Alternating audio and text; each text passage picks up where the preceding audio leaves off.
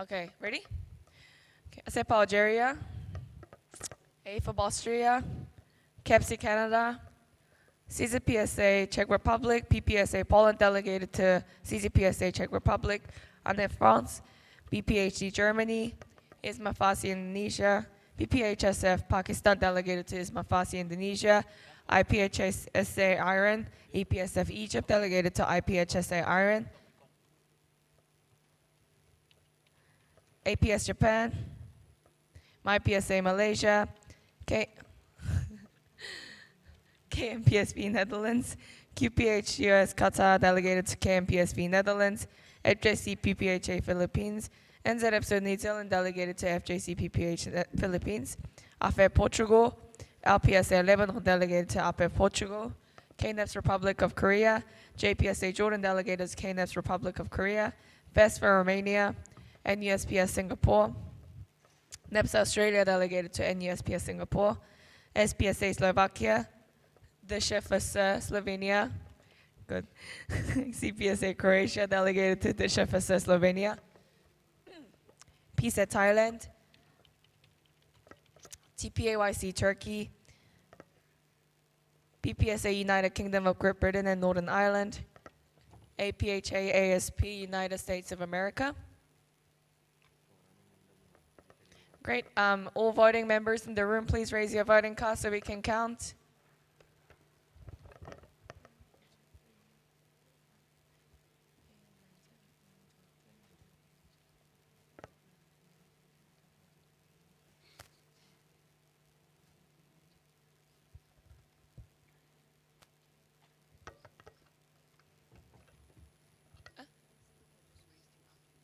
Oh. Huh? 31, is that off the count?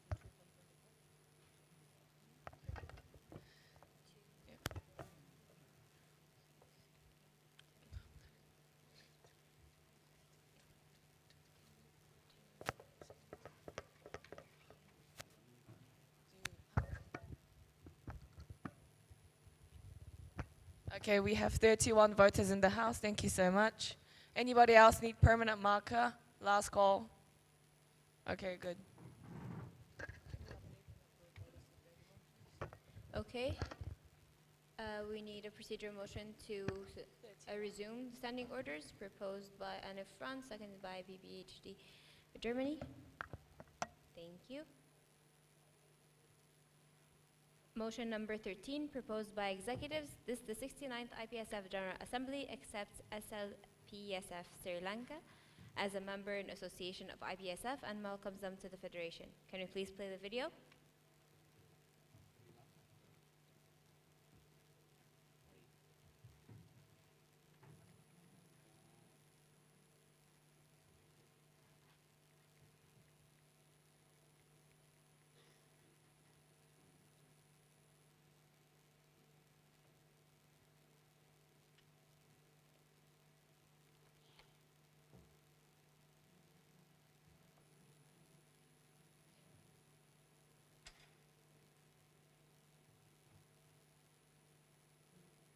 For the introductory video of Sri Lanka Pharmaceutical Students Federation.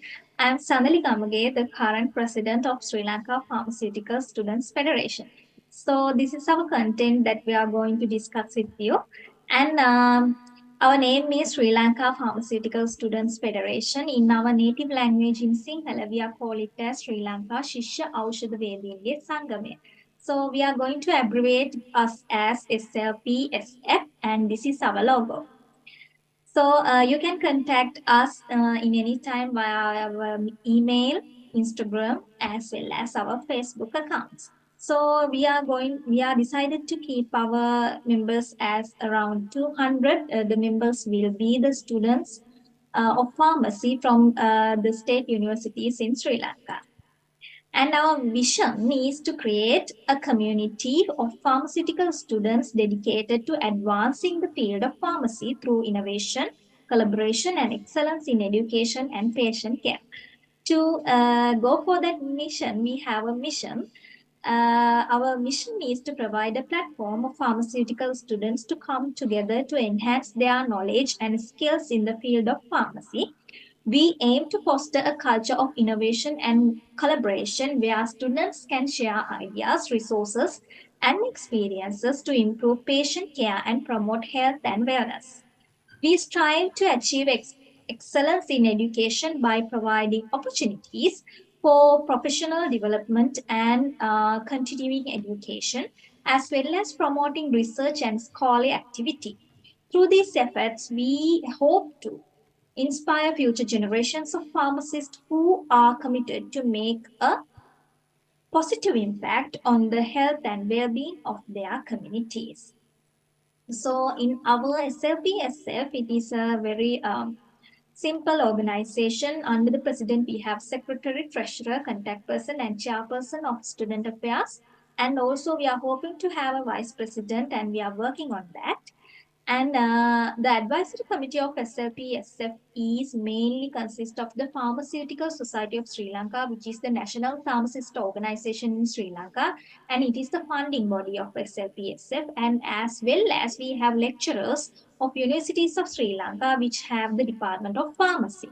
So in our organization, we also have contact person and student exchange officer who are dealing with the external departments to enhance our functioning as well as to go for our vision and mission.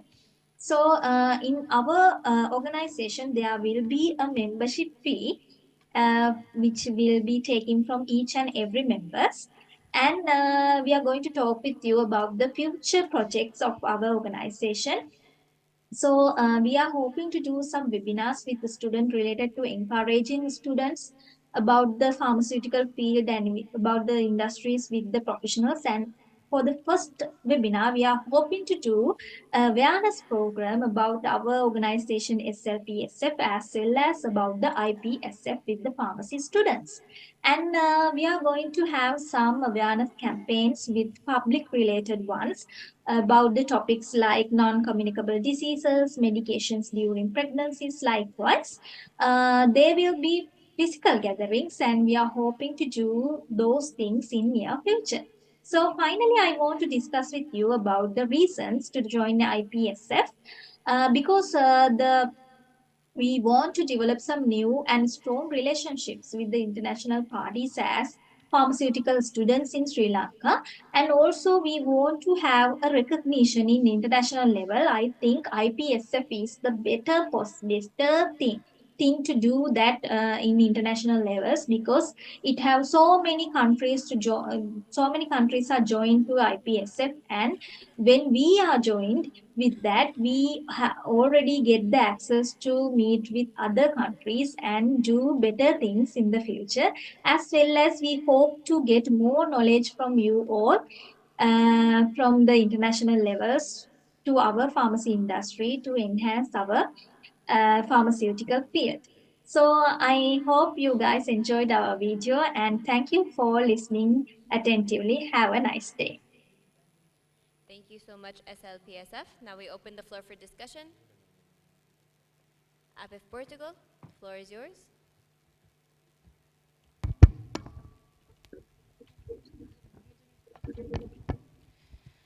Valeria of Portugal, first of all, thank you for your application. We would like to ask if you are planning on looking for other ways to fund the fee. Thank you. Of course, yes. SLPSF. Go ahead. Hello, everyone. Thank you for the question. Can you hear me? Yes, we can. Go ahead.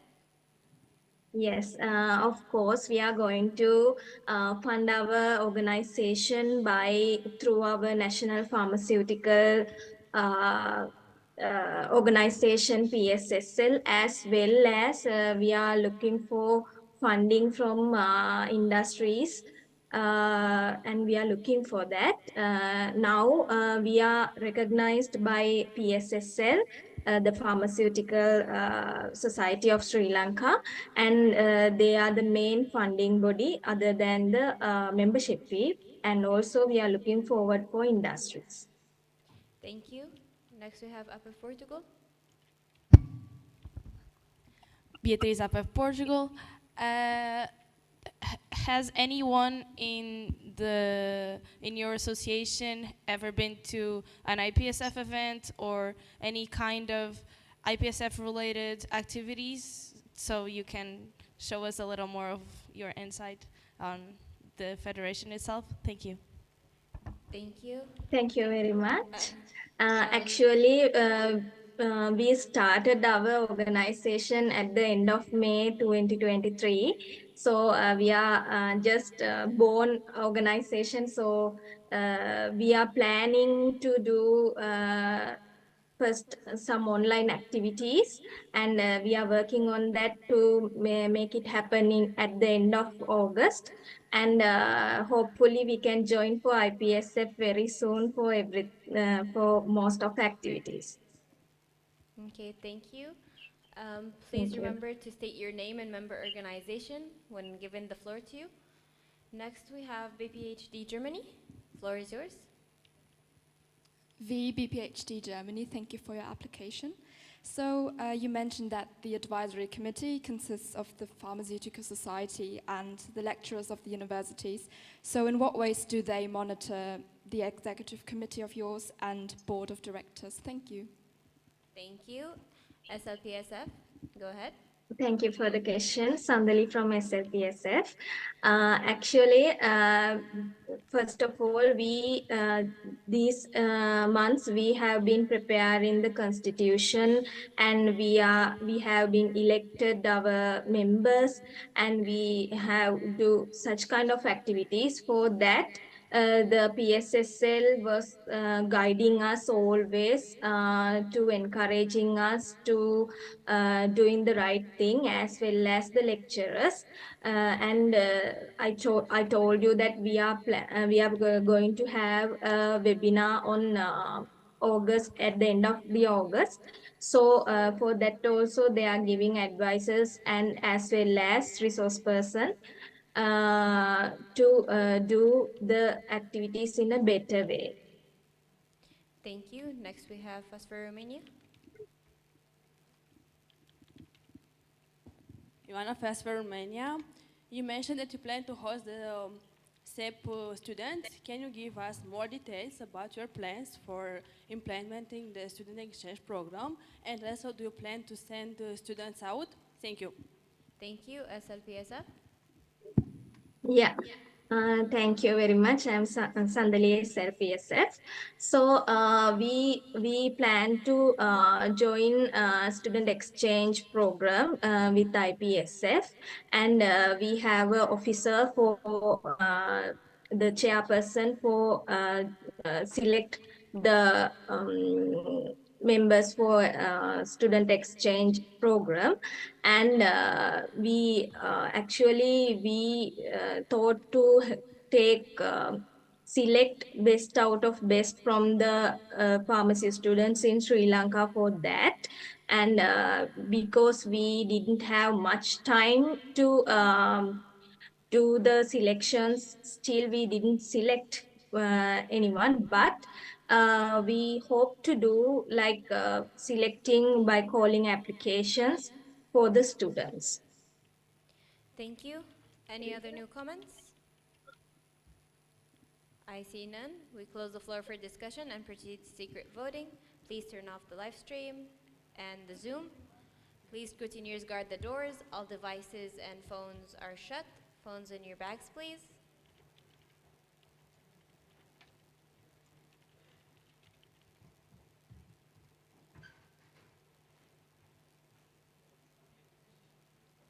Again, we need to assess the floor for keeping one laptop for the motions committee, my laptop because it's broken, and the parliamentary system laptop.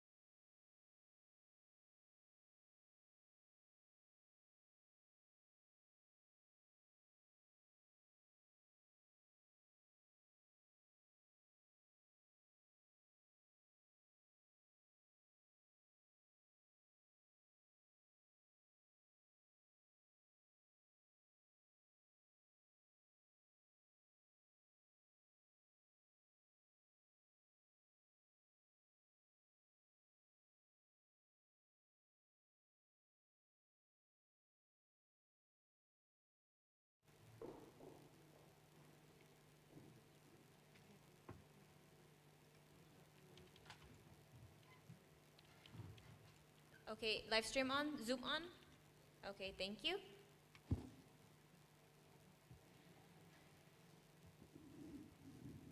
So the results are 430 and 1 spoiled. So motion number 13 proposed by executives, this the 69th IPSF General Assembly accepts SLPSF Sri Lanka as a member in association of IPSF and welcomes them to the Federation. Thank you. SLPSF, would you like to say something? Thank you very much, all. Thank you. Okay, thank you.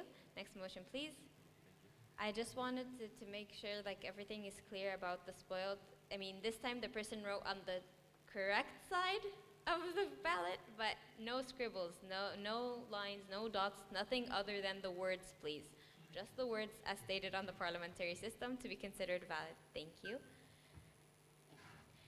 Motion number 14 proposed by executives. This the 69th IPSF General Assembly accepts UPSA Ukraine as a member in association of IPSF and welcomes them to the Federation. Can we please play the video?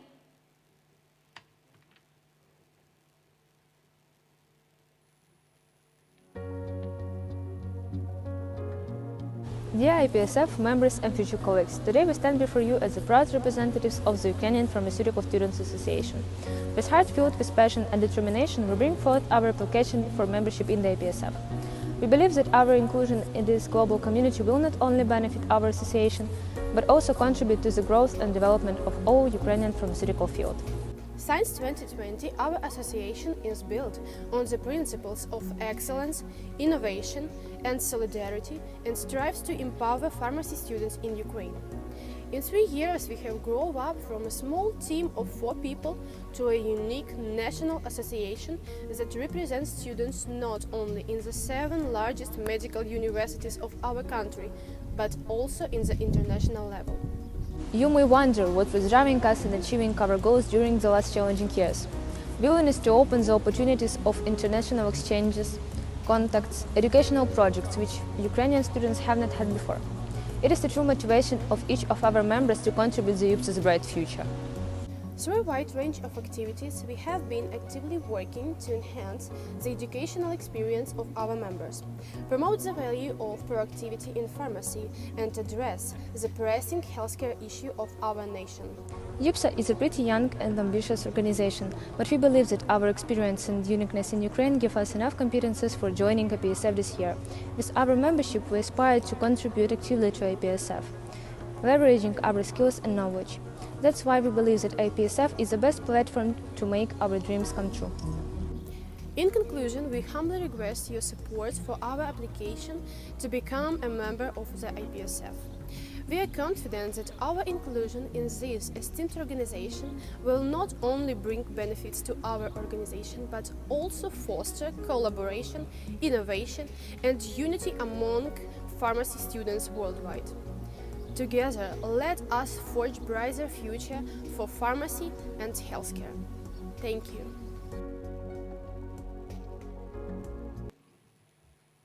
Thank you very much. Now we open the floor for discussion. Any new comments? BPHD Germany, the floor is yours. Thank you, and thank you for your application. So the number of your members is comparatively low to the universities that you represent. How is your relationship with your 6 local associations, and what actions will you take towards the local associations for them to motivate more students to apply for membership? Thank you. Thank you. UPSA, the floor is yours. Thank you for your question. We represent each of our member individually, and we have like our local committees, and we have lots of activities here, like projects and other activities. And we believe that being represented by UPSA must be a personal agreement for our students in Ukraine. Thank you. Thank you. Any other new comments? AFUB Austria. Floor is yours. Thank you, Alex, AFAB Austria. In your Constitution 11.6, you state something similar to the state can close the association and then also the state will receive the rest of the funding of the association. I think this could be some kind of conflict of interest because then the state always wants to close the association to get just some extra money. Do you actually need to put that in? Because I feel it could be dangerous in the future. Thank you. Do we see any other new comments? Isma Farsi, Indonesia, the floor is yours. Can you please raise your number card facing us? 45, thank you. Okay, Firman from Indonesia, Isma Farsi. Thank you, Chair, for the floor. I just want to ask about, in your presentation, there is activity in advocacy. Can you tell me what issue that have you been solved or aspiration to the government or something like that? I think that's all the question. Thank you. Thank you. Upsa, the floor is yours.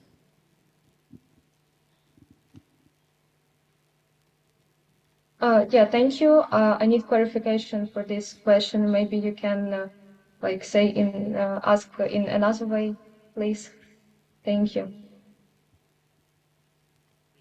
Okay, Isma Farsi, can you repeat your question, please? Okay, I just want to ask, in your presentation, there is activity in advocacy, right? So I just want to ask, is there any issue in your country that has been your aspiration to the government or something like that? Is that clear? Thank you. Upsa, is the question clear? Yeah, thank you. The floor is yours. Yes, thank you very much. We haven't got some problems, so we have not solved any. Thank you for your question. Thank you. Any new comments?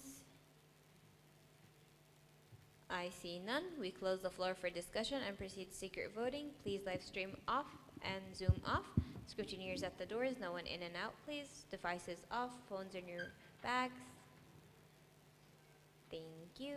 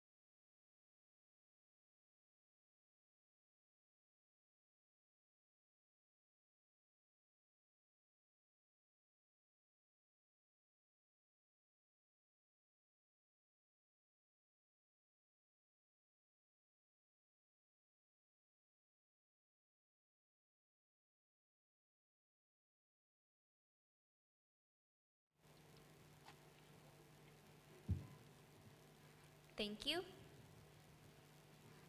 The results are 430 and 1 abstain. So motion number 14, proposed by executives, this the 69th IPSF General Assembly accepts UPSA Ukraine as a member in association of IPSF and welcomes them to the Federation. Congratulations.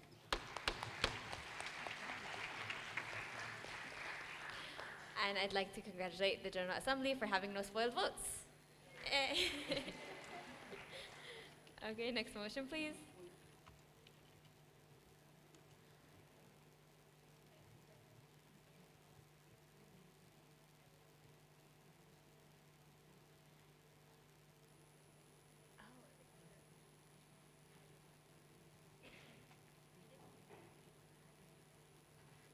Can I get a confirmation that the chairperson of Media and Publications is in the Zoom from the media team?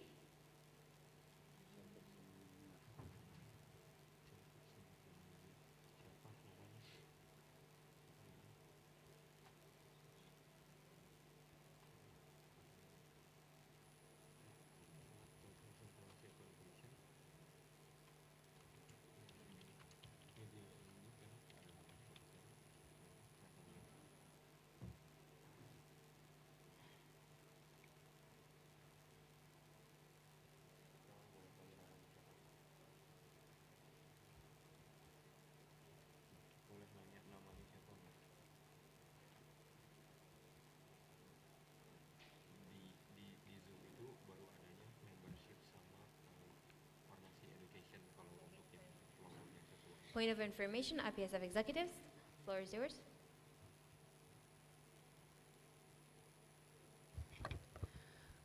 IPSF Secretary General Suin. Point of information, so we notified all EXCO members to expect their reports today, and we also provided them the Zoom link. I can confirm that the chairperson of Media and Publications is not in Zoom at the moment, which means he's missed his report time. Thank you.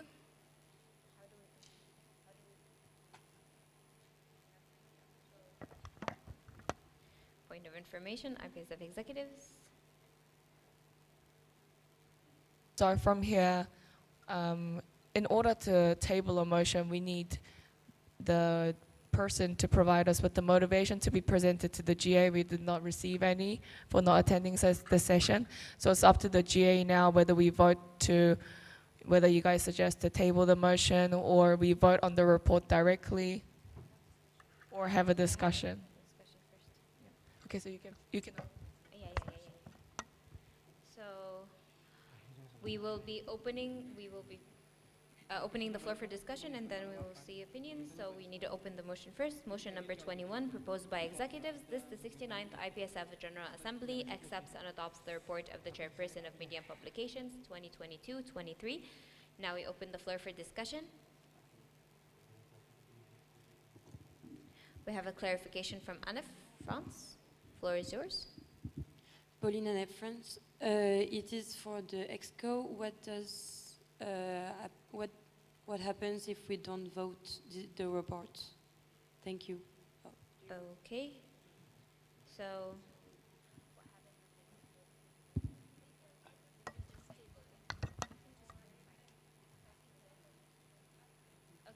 just I can provide the clarification, which is basically we need a proposer and a seconder from the General Assembly to table this motion until we can reach the Media and Publication Chairperson to present her report. Or since you guys already have the filed report document, you guys can open discussion on it and proceed with the voting and see if you accept or reject their vote without his presence. So any other new comments? Scoops Algeria, floor is yours. Ayub Scopes Algeria. I like to just clarify that it's actually 3 a.m. in Algeria right now. And I know that that's not an excuse, but like maybe if we can like postpone it, that would be better. Okay, so we need, okay, we have a direct from AFO Portugal. Catarina for Portugal. We do not agree with the suggestion because I already know that other people were present on the Zoom. It's like 4 a.m. in Europe, and they attended the Zoom. So I know that it's not an excuse, but it's the EXCO member, and they should be here. Thank you. We have a point of information from IPSF executives. The floor is yours. Thank you for the floor. So, an IPSF Secretary General. Just a point of information that we did notify him of the session time, so all EXCO were informed, and we received word that they would be in attendance today. So, yeah, despite the time change, they were aware their report will be coming up in this session. Thank you. Any new comments?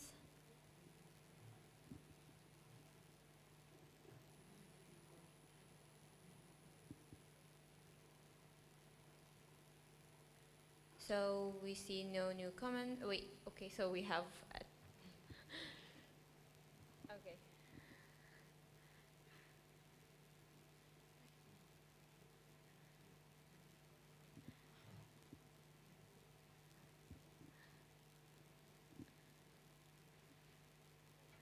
Of Austria, the floor is yours.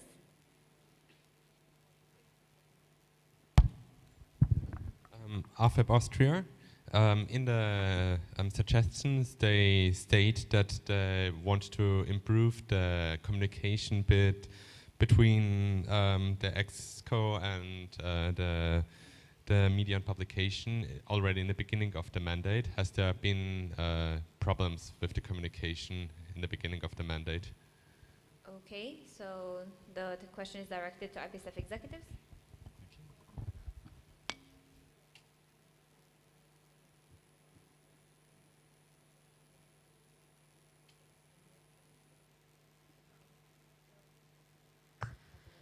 IPSF executives, the floor is yours.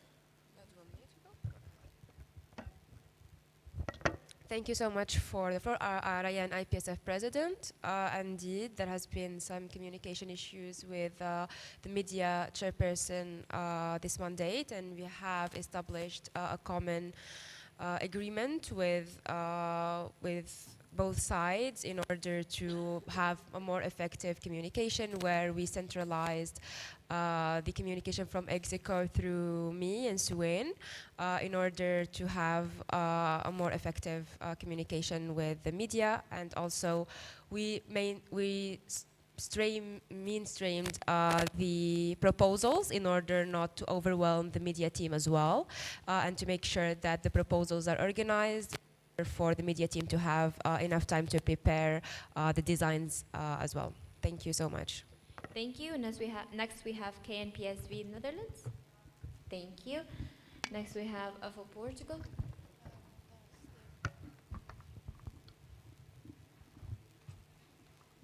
Katrina for Portugal. I just would like to hear the opinion of the other member association and your concern regarding this report, because in AFU we don't feel comfortable with this report, and we can see a lack of communication and a lack of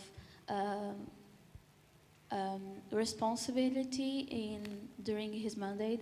So yeah, I would like to hear your opinion as well. Thank you. Thank you. Next we have APF Portugal. The floor is yours. Valeria APF Portugal.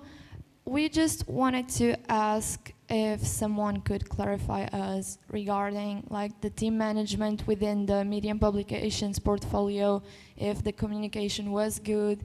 So yeah, thank you.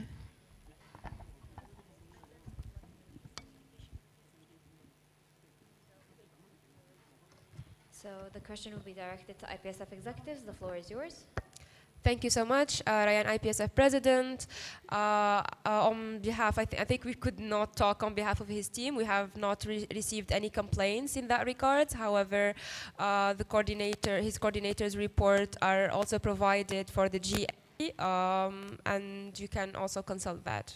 Thank you. Thank you. Do we have any other new comments? I see none. So we close the floor for discussion and proceed to voting. All those for,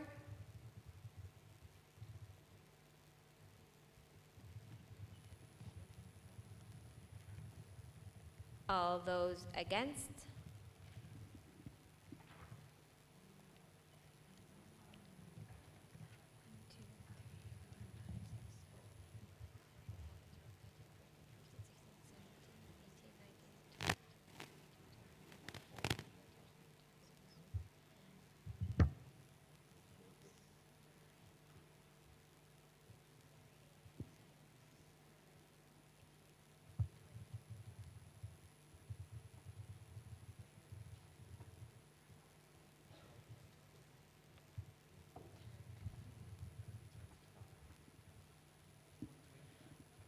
Okay, now all those abstaining?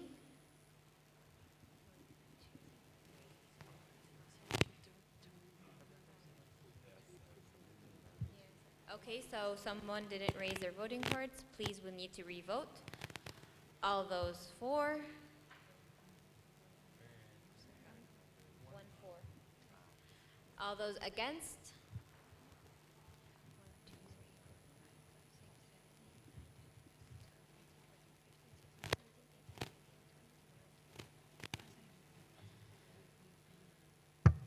Okay, all those abstaining? Thank you.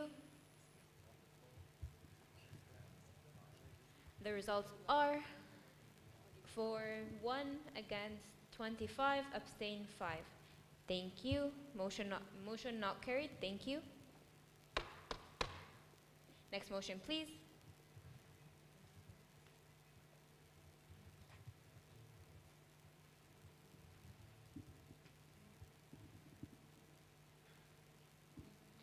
Motion number 20, proposed by executives. This, the 69th IPSF General Assembly, accepts and adopts the reports of the Chairperson of Internal Relations 2022-23.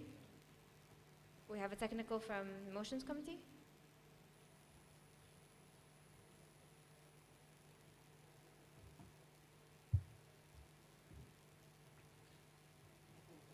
Sebastian, Motions Committee. The last motion was motion 21, and this is motion 20, is that correct? That's fine, okay, thank you. Okay, thank you. Do we have Ms. Natalia in the Zoom?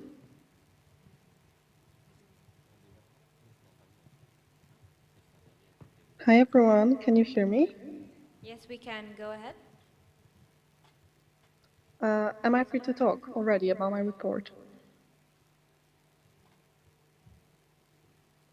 Can you hear us? Is it just a... Yes, I can hear you. Am I free to talk about my report already?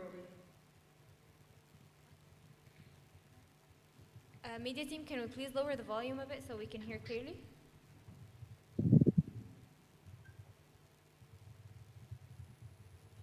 Should I try again? Okay. Ms. Natalia, go ahead. Please present. Okay, I'm just checking. Does everyone hear me? Do everyone hear me clearly? Yes, we can. Okay, fantastic. So, hello, General Assembly. Hello, everyone. I'm very happy to be presenting my report again. As you can see, the report is maybe not the same as other reports, but I have joined the position only at the end of the April. I was very happy to rejoin EXCO. It was honestly a very rewarding experience once again. I also believe that I tried to be as honest as possible in the report, especially that there were many things that I believed everyone should have information and access to. So I'm very open to your questions, and I really hope I will be able to answer all of them. Thank you. Now we open the floor for discussion. For Portugal, the floor is yours.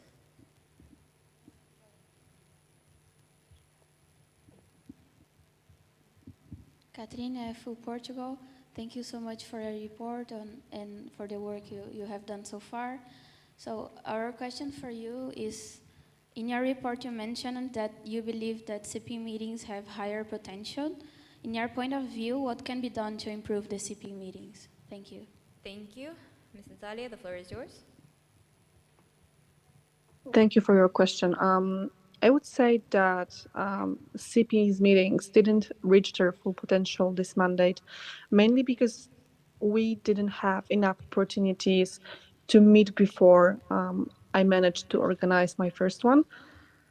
I I really hope that next Monday it will be easier to organize, especially that we are facing a problem with activity whatsoever in every part of every organization I've been talking about. So I really hope that this is only a short trend and that we will see CPs being active next year.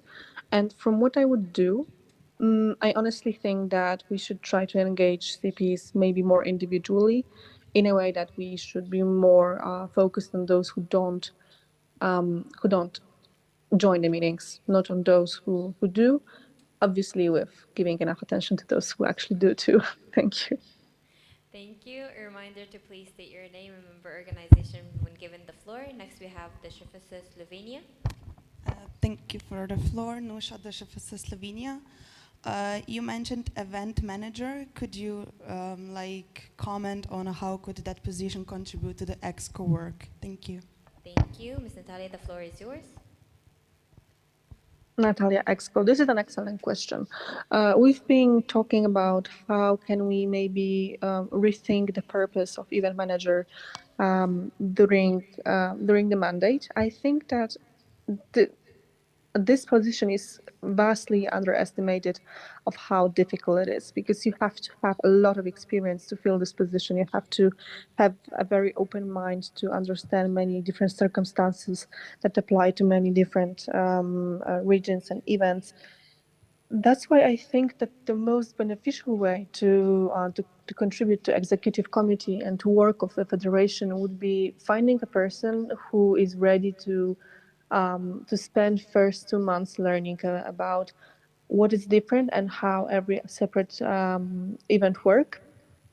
This is very time consuming, and I think that this might not feel very rewarding at first for someone who applied for this position, and that's why this is a crucial moment for them to basically survive those first 2-3 months of learning and then to help based on what they learned. Thank you.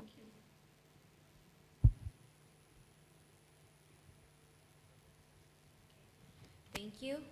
Please, everyone, remember that yesterday we stuck with finger rules, so please refrain from using the speakers list to avoid any confusion on the parliamentary system. Thank you so much. Next, we have IPF Portugal. The floor is yours. Valer IPF Portugal. First of all, congratulations on your short but good mandate.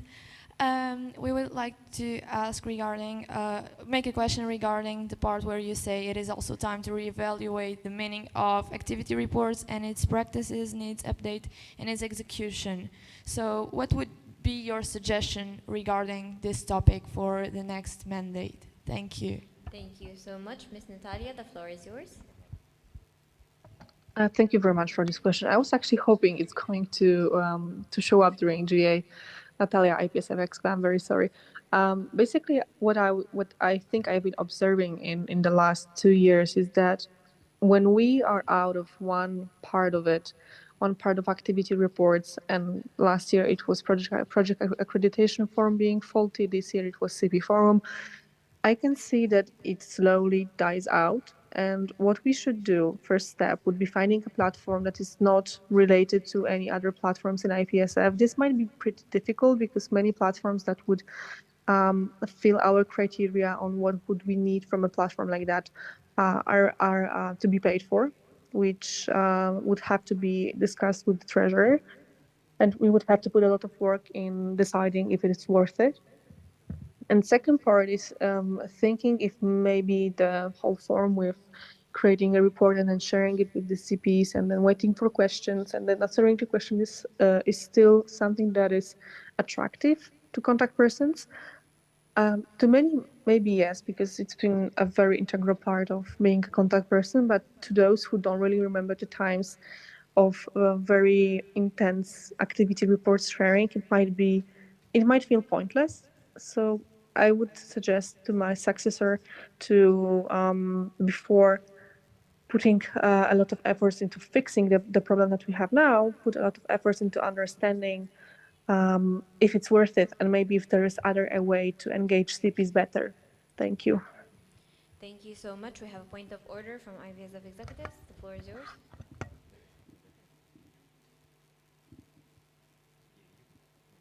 Thank you for the floor, IPSF Secretary Su. And just a point of order, the speakers list is still being used, so we're gonna close the form now. Yeah, so it won't be usable anymore. Okay, thanks. Okay, thank you. Next we have Anne France. The floor is yours. Pauline Annette France, thank you for your work. You mentioned a lot of meetings to ensure smooth course of IPSF events. We would like to know how frequently do you organize meetings with the different committees? Thank you. Thank you. Ms. Natalia, the floor is yours. Thank you for your question, IPSF, Natalia, IPSF Exco. This particular issue is not very easy to answer because I joined in late April, and ideally, if I was in the position from the very beginning, I would have meetings monthly. I think this is the healthy amount for every reception committee to handle, to be able to work, and then towards the actual event, make it maybe a bit more frequent, like bi-monthly or maybe even once a week if it's needed. This year, when I joined a bit later, I tried to hold meetings about World Congress regularly with Chairperson of World Congress Noah. And then when we were getting closer to the event, we had meetings weekly.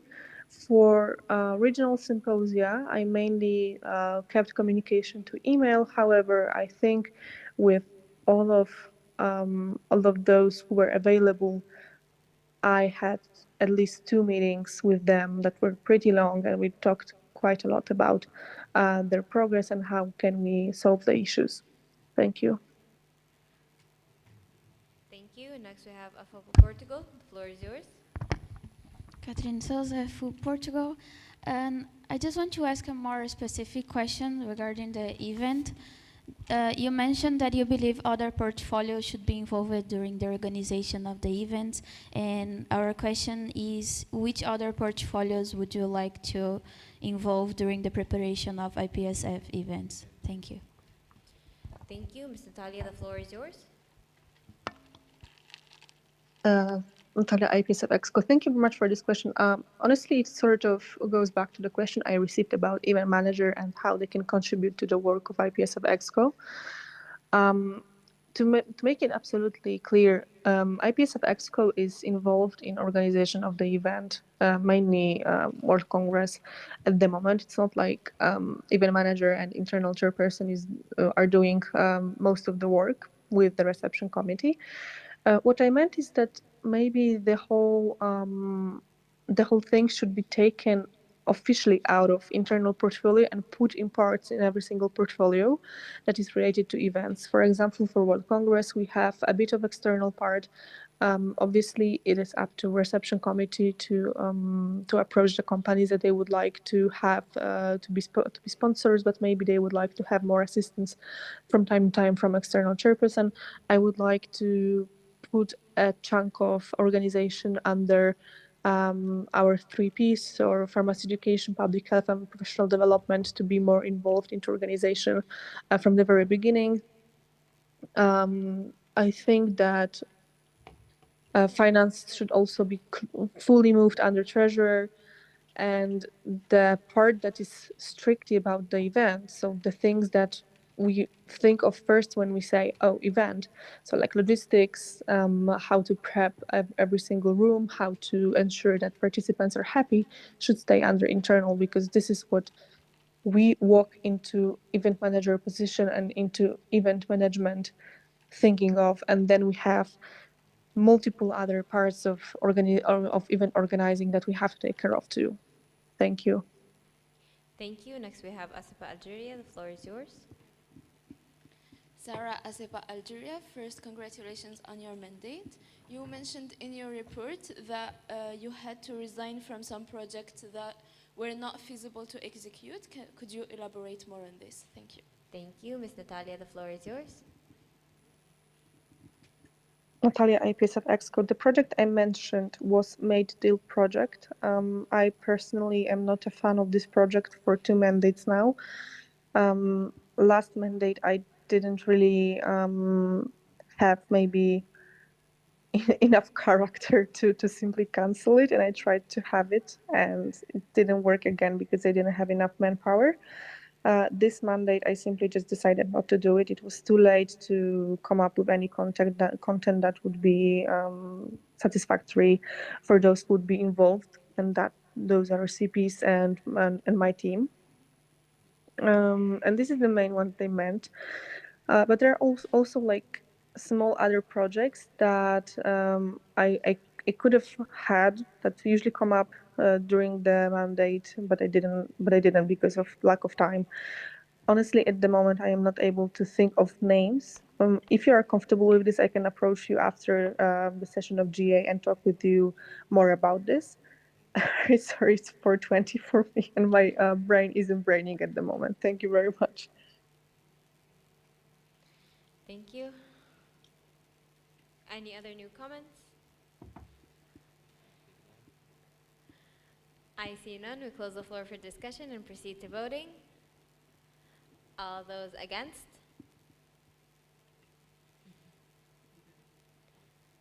All those abstaining? Motion carried unanimously. Congratulations. Ms. Natalia, would you like to say something? Yes, sure. First of all, I'm sorry for not having my camera on, but it's honestly dark and it's 4:20, and I think that's all I have to say about it. And second of all, I think that you saw the section of my final remarks in the report, and I think I don't need to repeat it once again, but being a chairperson of internal relations for almost 2 years was very rewarding. And it wasn't because of how absolutely awesome I was, it was because of how many amazing people I met on my way. And I really wish that you will have a similar experience in IPSF that I had. Thank you. Thank you. Can we have next motion, please? Motion number 22, proposed by executives. This the 69th IPSF General Assembly accepts and adopts the report of the Chairperson of Pharmacy Education 2022-23. Do we have Ms. Maria in the Zoom?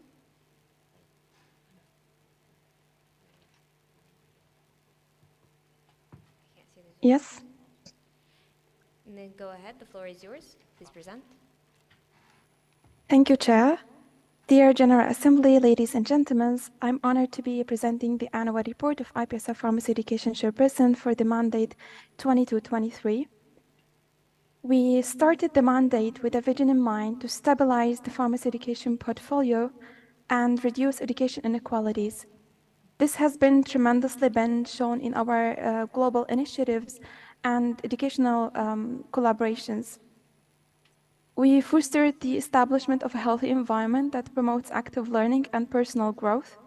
Starting with the Global Research Lab project, we enrolled more than 300 pharmacy students in 9 learning modules and followed up with a concrete mentorship program composed of 97 mentees and 13 FIP, ECPG, and experienced research mentors. We launched 7 career path webinars across the mandate with the global leaders in top pharmaceutical companies and in different career pathways. We also launched the YRF crash course on drug design and discovery, attracting more than 100 students in 5 weekly sessions. We also launched the live interactive YRF competition, followed by the allocation of 36 winners to focused research groups. Moving up to advocacy, we hosted the Nanjing Statement webinar, organized a competition, and worked on the Educational Needs Assessment Survey, besides assessing students and recent graduates' perspectives on FIP development goals. We also improved the quality of our Future 26 publication call. And as regards to internship and external collaborations, we successfully opened the call and followed up closely with the interns of the Amelie and Alliance for Health Promotion. Besides, we fostered our collaboration with FIP through our participating in the FIP Education Literature Review and AMR Stewardship Program and FIP and IPSF World Congress workshops. My recommendation for the upcoming mandate is to sustain the educational collaboration that we have established in this mandate and strengthen the internship profile to increase the accessibility of the internship opportunities among larger scale in IPSF regions. Finally, I would like to extend special thanks to IPSF PE coordinators, IPSF PE team members, and of course to the beloved IPSF Executive Committee for their dedication, support, and always being there. And of course, thanks to the GA and to everyone who contributed to this mandate. I remain available for your questions. Thank you so much. Thank you, Ms. Maria. Now we open the floor for discussion. BPHD Germany, floor is yours. VBPHD Germany, thank you. So we have noticed that the promotional materials were missing for some events. Can you explain the reason behind that? Thank you. Thank you, Ms. Maria. The floor is yours. Thank you so much for your question. Actually, we always ensure that we submit our events proposal on time, like a month earlier before the event. But some point, due to the inactivity of some media team coordinators, the promotional materials were delayed. Thank you. Next we have APF Portugal. The floor is yours. Valeria APF Portugal, first of all, congratulations on your mandate. Regarding Future 26, there was a deadline extension. Did you meet the expected submissions afterwards? What would be your suggestions for future editions? Thank you. Thank you. Ms. Maria, the floor is yours. Thank you so much for your question. Yes, the deadline has promoted or increased our submissions. We have now around 15 submissions, and this number is compared with the other mandates is like sustainable or a good number.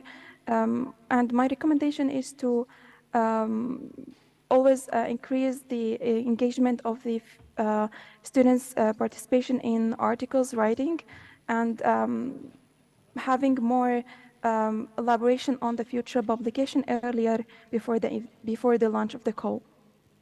Thank you. Thank you. Next we have ASPA Algeria. The floor is yours. Sarah, ASPA Algeria.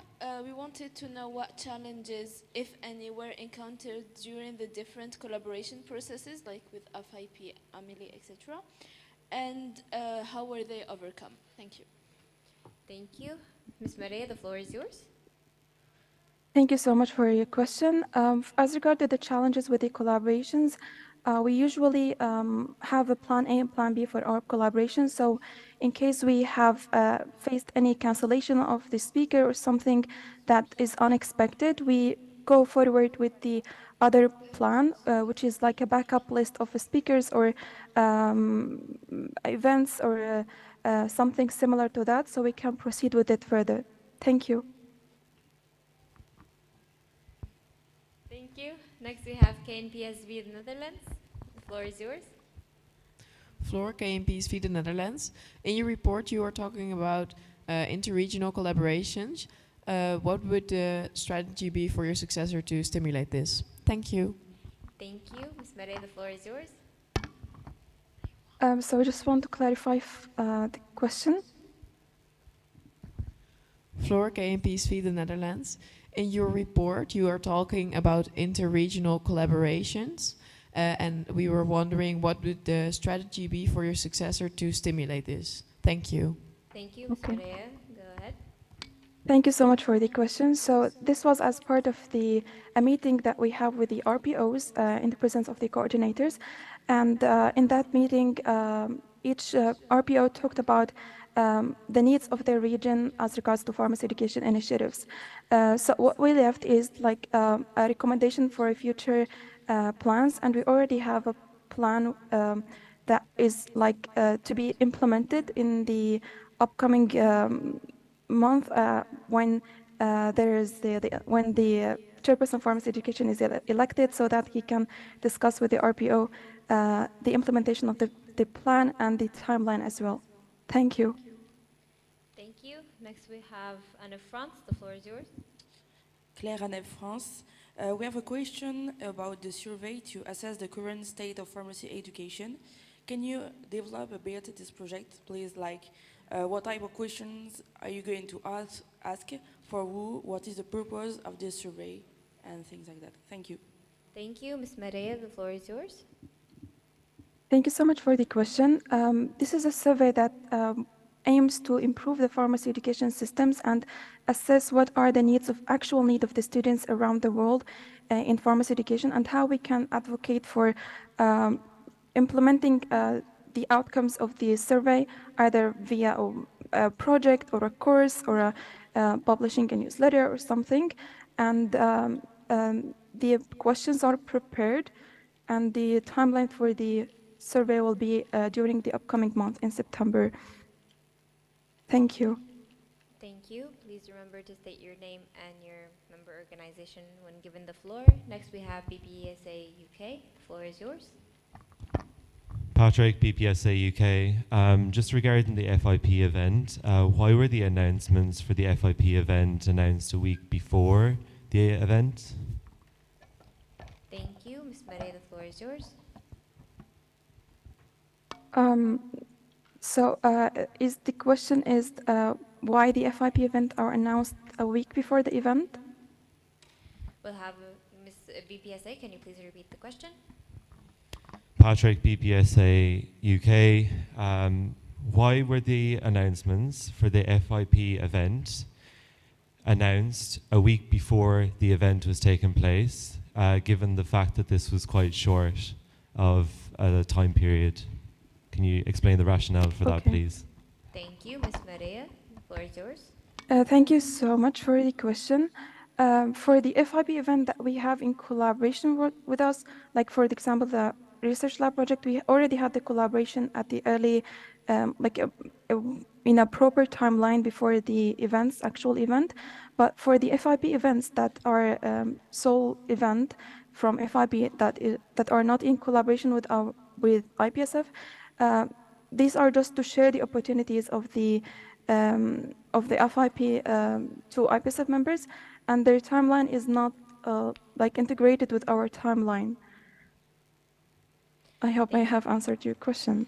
We have a direct from BPSA UK. The floor is yours. Patrick, BPSA UK. I understand your response and the reason for the delayed announcement. However, I do think going forward in the future, it will be recommended that you reach out either to FIP or you try and plan ahead to ensure that members are notified and receive the announcements a bit earlier than a week before the event. Thank you. Thank you. Ms. Maria, please go ahead. Thank you for the comment. Yes, we will ensure that in the upcoming mandate. And just to clarify, sometimes we receive the invitation a little bit late for to announce or to share the opportunities. So we try our best to communicate the events or the opportunities as soon as possible. Thank you. Thank you. Do we have any other new comments? I see none. Close the floor for discussion and proceed to voting. All those against? All those abstaining? Motion carried unanimously. Congratulations.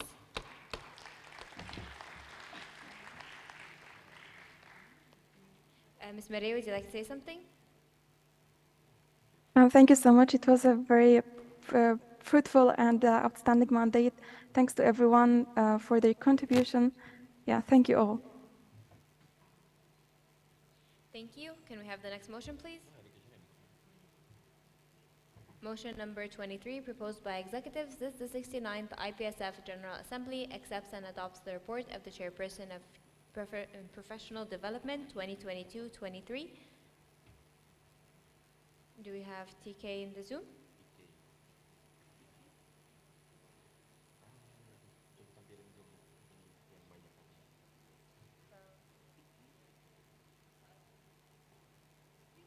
We have a technical from IPSF.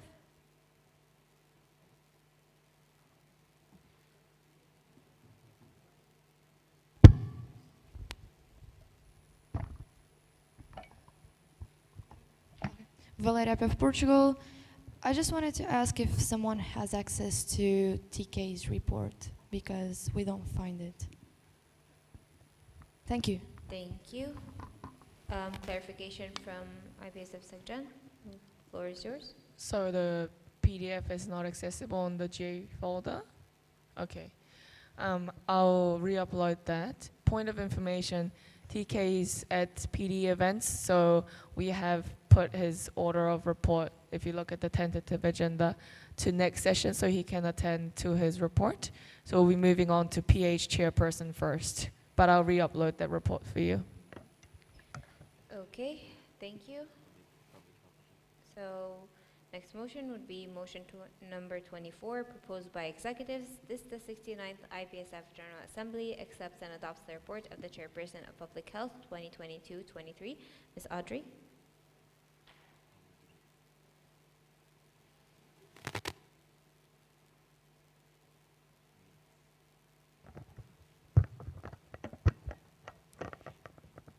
Hi everyone, my name is Audrey and I'm the Chairperson of Public Health for this mandate. First of all, I would like to thank for the 68th GA for electing me for this position, this mandate. It has been a rewarding year, and I would also love to thank my Public Health Committee members this year as we continue to try new things and to restructure our team. There are a few things that I want to highlight this mandate. Internally, I want to highlight that the Public Health Committee has continued to excel in campaigns. This year we were able to have new ideas such as the Public Health Policy Academy as well as the World Bicycle Day. Also, I'm very proud of my team for winning the UHC Youth Day competition as well as the WHO Health for All Theme Festival. Externally, I was represented at many WHO and UN events. There are two that I want to highlight. The first one was COP27, which was also our first COP. That one is a climate change conference. We were able to co-host 4 side events, and our involvements at the Health Dying in Action was also featured at news such as The Guardian, Independent, and our delegates were interviewed as well. Another event that I want to highlight is WHA, which we were also able to co-host 4 different side events. We delivered 4 statements as well as 2 interventions at a strategic roundtable. And other achievements are also listed in my report if you want to see more. And I'm grateful to have such a talented team and then, of course, to have support from all the CPs and SEOs in all our campaigns as we continue to send out a lot of different surveys to collect data of your work. I'm just really happy to have this chance. And then thank you so much again for having me this year. Thank you. Now we open the floor for discussion. We have for Portugal. The floor is yours.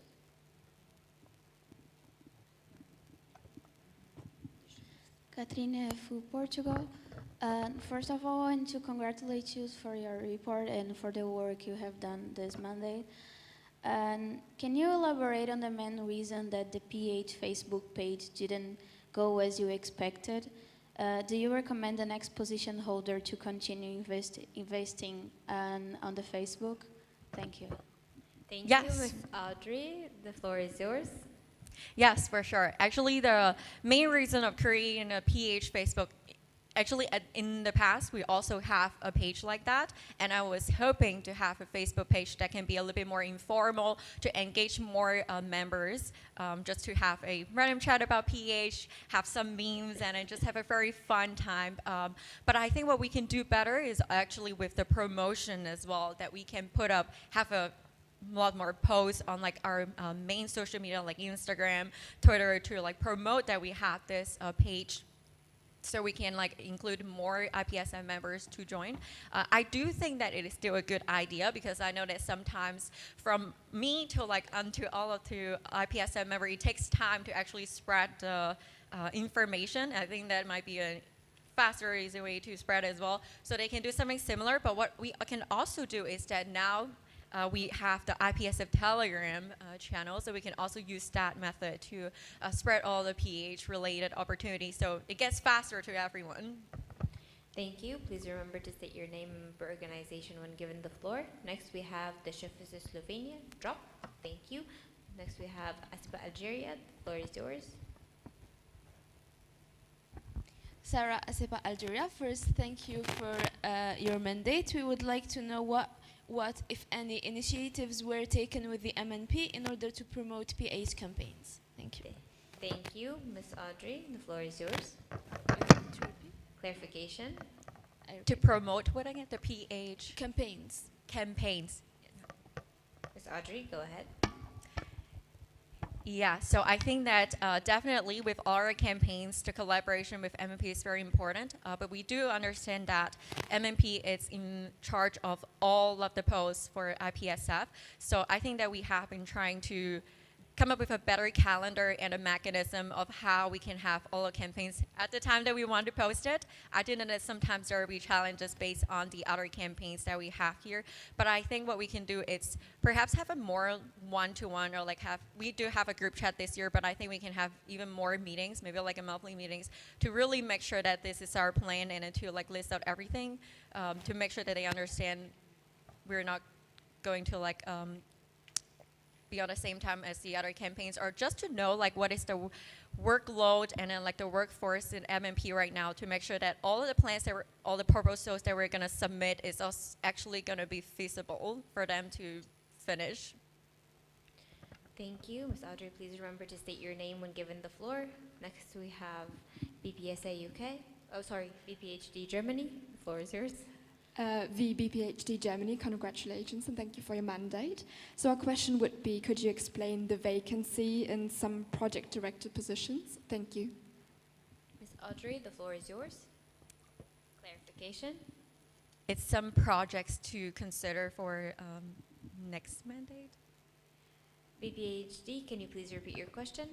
VBPHD Germany, so the vacancy in the project director positions from this mandate. Thank you.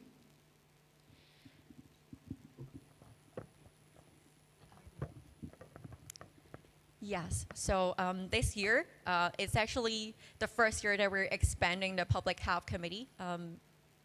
You're asking about the vacancies for the yeah, so this year is actually the first year that we're expanding the team. So there was a motion last year about expanding the public health team. Initially, it was 3 divisions, which is still the same. But this year, we have 24 program directors and committee members under the program directors, which means we have a really huge team. I think because the vacancy might be during the application process that we actually did not find a candidate for that, or like there is a lack of interest. But what we have like recommendations for the next year as well is to be more flexible with like the public health committee members. Perhaps they can jump between different projects, so they can also kind of like explore the interest. Perhaps that way we can also fill some of the spots that we have open instead of like being very fixed about we need this number of people for the team. Thank you. Next we have BPSA UK. The floor is yours. Patrick Kerr, BPSA UK. Thank you for your report and congratulations on all your hard work throughout the year.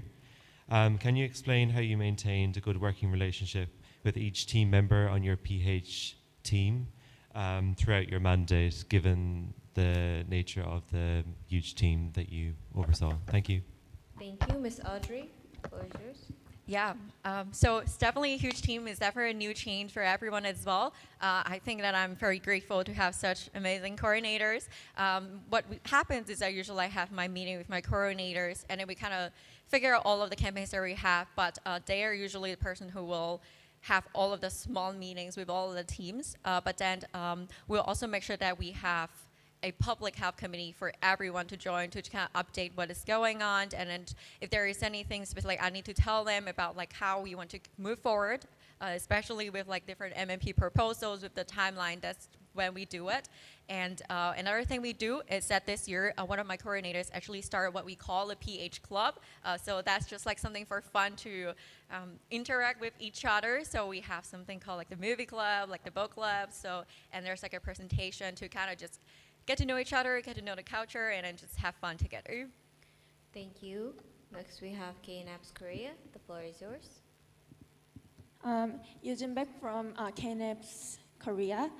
And I would like to know that what were the insights you got from the COP27 as a pharmaceutical student and pharmacist? Thank you. Thank you. Ms. Audrey, the floor is yours. Yeah, so as I mentioned, it's our first COP. So of course, coming into it, I'm just trying to figure out what we can do more. I think like the initial is just trying to figure out like the batch as well. But I also talked to a lot of different people during COP to figure out the system to see how we can also get more batch so we can have more members joining the COP. I think that it's also the time to kind of figure out the side events as well. I think like initially I would just kind of figure out how we can have side events, but we do have a lot of partners and of course like with help with like our external as well. So I think that the obstacles here might be just like to figure out the whole thing about like how we can get more involved and then what is needed, like we can get more side events. But I think that now after the first year of COP, we are actually planning a lot more for this COP. And I do want to highlight that I think we have a very important role at COP as well. This year is a really huge year for climate change and health. We have been pushing a lot for health, but from what I understand, we are actually the only organization that is pharmacy related. So I have also been prepping a lot, so hopefully we can advocate more about like pharmacy with climate change. Thank you. Next we have Asipa Algeria. The floor is yours.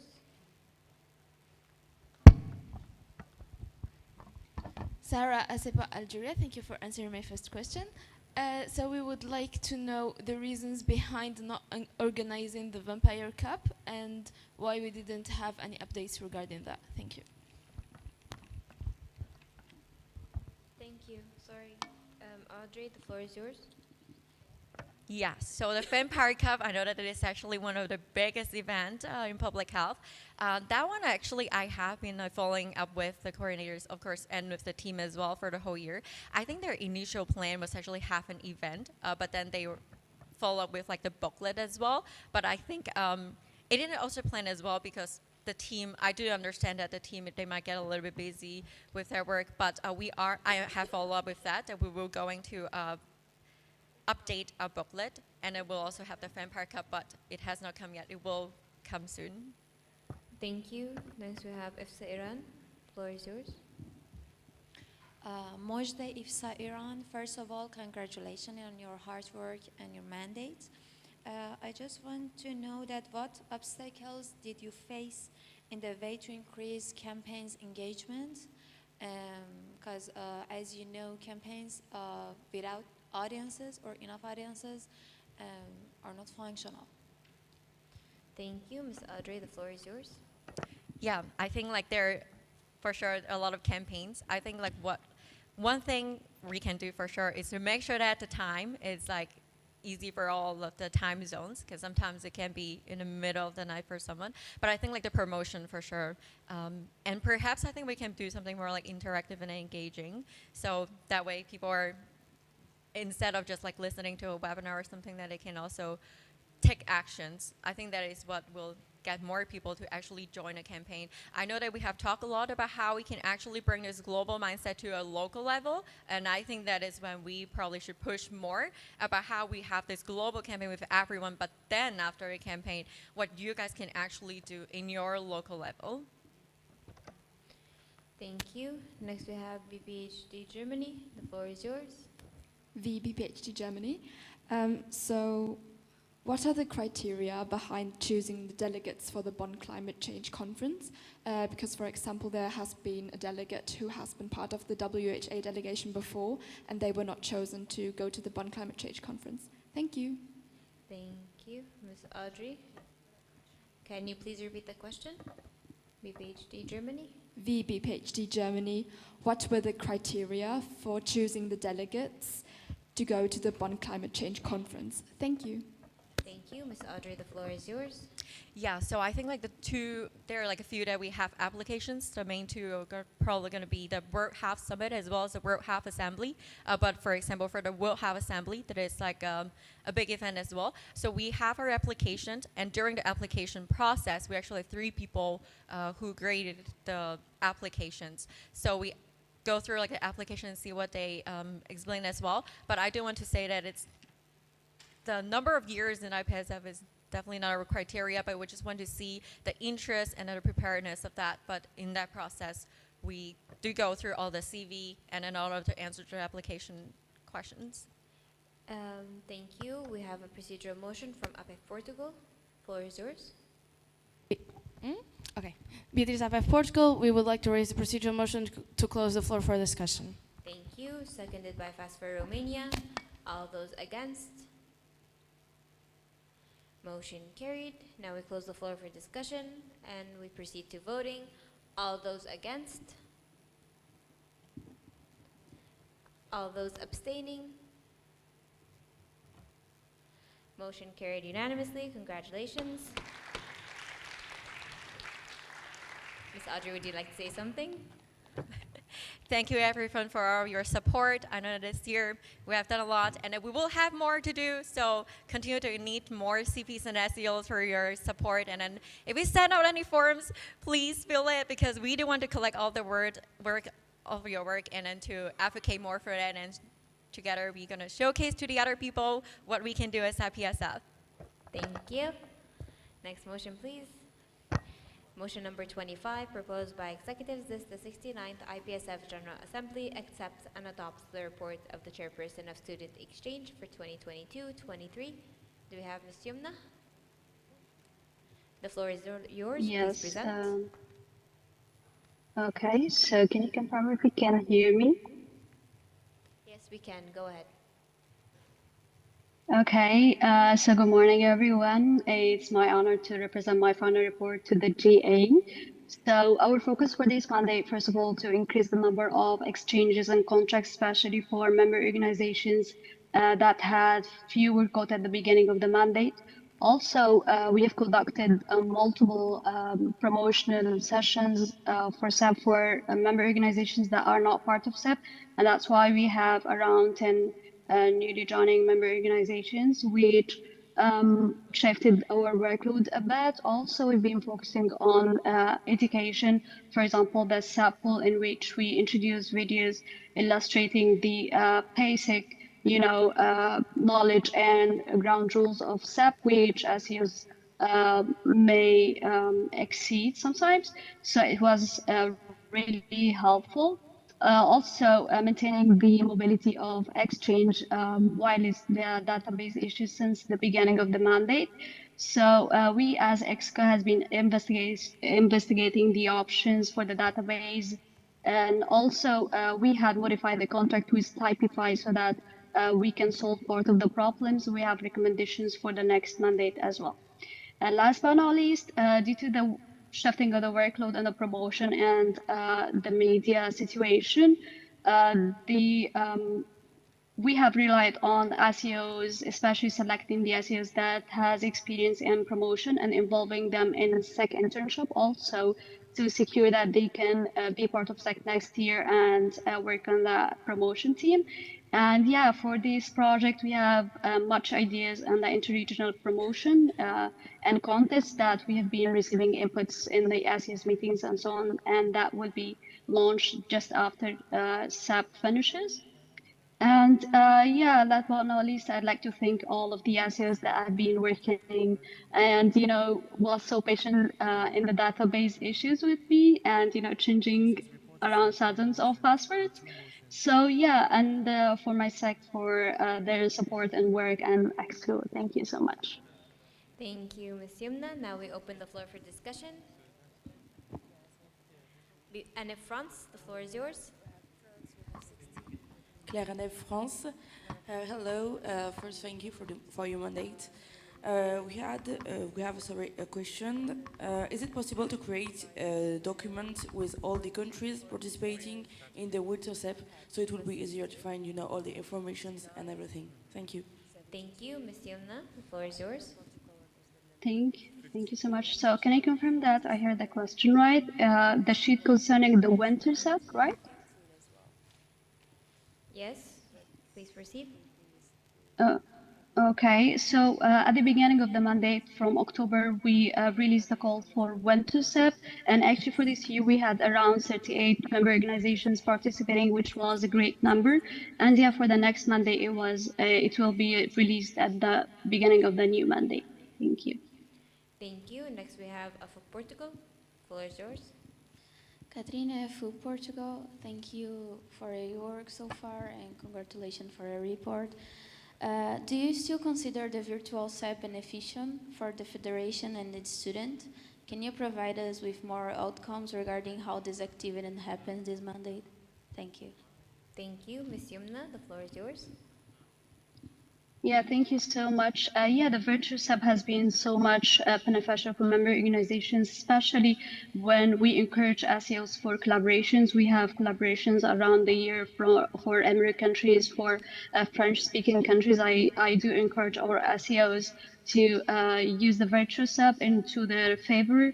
It's not like we have a specific template for virtual SEP, but SEOs can utilize this. Maybe we had, the contests every year, but when we analyzed the contests, we found that only 3 or 4 member organizations that are usually participating. However, for BetterSAP, when we awarded, application forms for member organizations, there was interest in participating in the virtual SAP, and there was so many member organizations doing that, and I think it helped a lot in the promotion for the countries. So yeah, I do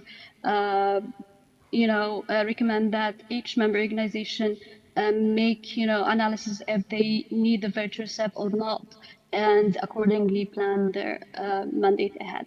Thank you. Thank you. We have a direct from UPF Portugal. The floor is yours. Beatriz, UPF Portugal.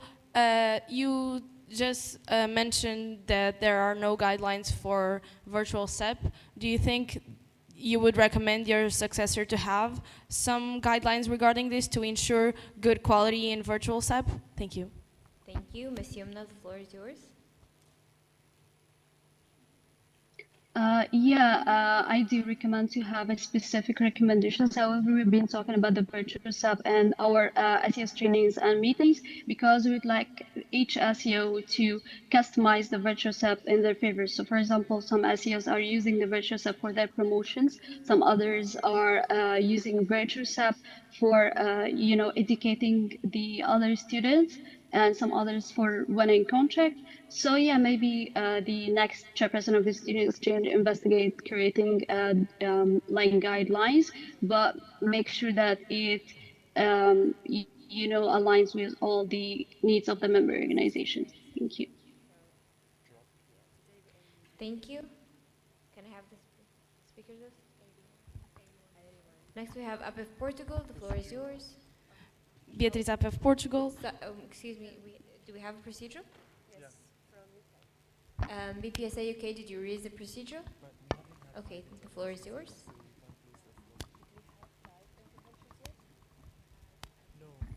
Patrick, BPSA UK. We would like to have a closed discussion, please.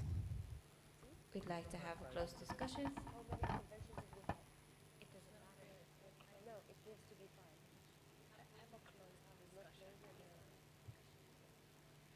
Okay, we need a seconder. Seconded by TPAYC Turkey. We open the floor for discussion. UPF Portugal. Procedure. Motions Committee.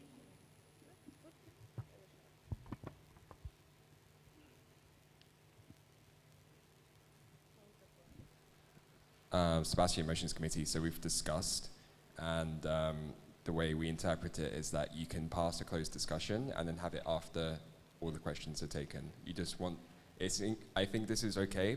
We think this is okay because in case someone closes the floor before the end of the discussion, it allows someone the opportunity to have a closed discussion. Can you repeat, please?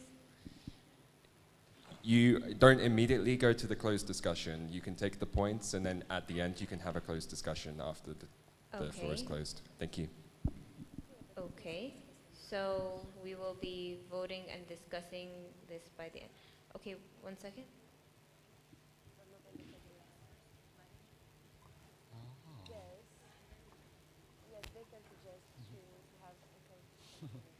Okay, so we first need to discuss it, and if the motion passes, then we can postpone it to the end of the new points. Okay, so we will be opening the floor for discussion on this. Clarification from UPF Portugal. Beatriz, UPF Portugal. Do you have the other questions, the order? Yes. Okay, thank you.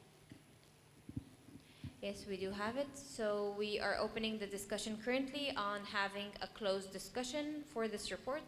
We have a clarification from KNPSV Netherlands. On the KNPSV the Netherlands, is this procedural motion not the only one that is not up for debate? Procedural motions that aren't up for debate are to close the discussion or for a question to be put or not to be put. This is to have a closed discussion. So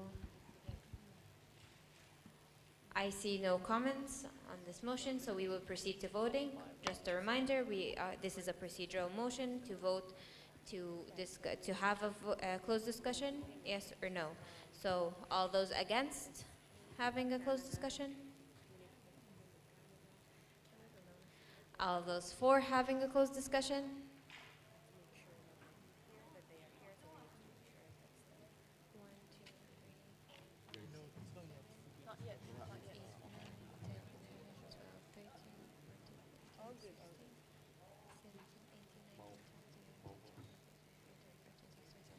Okay, just a reminder that this is a procedural motion. The only two votes are for or against, and some member organizations did not raise their voting cards, so we need to re-vote. All those for closing the floor for discussion? For closing the floor for discussion. I mean, for having a closed discussion. So, 1, 2, 3, 4, 5, 6, 7, 8, 9, 10, 11, 12, 13, 14, 15, 16, 17, 18, 19, 20, 27, 28, 29, 30, 31. Okay, so motion carried unanimously, but we would like to ask from the proposer and the seconder if we can postpone the closed discussion after we have received all the new points on the speakers list. And seconder, do you approve? Thank you very much. So we will proceed with the speakers list. IPF Portugal, floor is yours.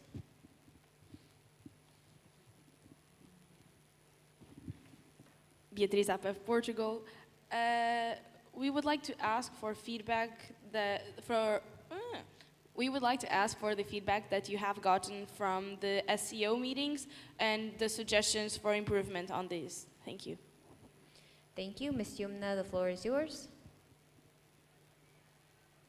I have a clarification. So the suggestions from the SEOs or suggestions about the SEOs meetings, like how the SEOs meetings runs and so on. Thank you. Next we have IPF Portugal. Beatriz IPF Portugal. What is the procedure on dealing with inactive SEC buddies? Thank you. Thank you. Ms. Yumna, the floor is yours. Okay, thank you so much for the question. So actually we have released unresponsiveness form for the SEOs if they have encountered any unresponsiveness from any SEC. And once we received any report, we have gave a warning to the SEOs who have done this. And if any of the SEC has any emergencies and so on, we have some SEOs that had backup. Yeah, and also we have involved one more SEC member at the middle of the mandate so that they can gather what is lacking.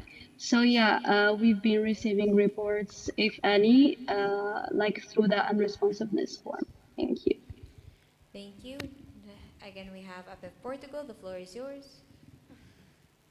Valeria IPF Portugal.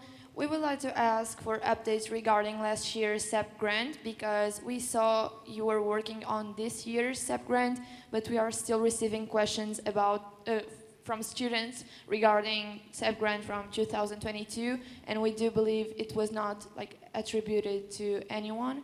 So we wanted some explanation regarding it. Thank you. Thank you. Ms. Yumna, the floor is yours.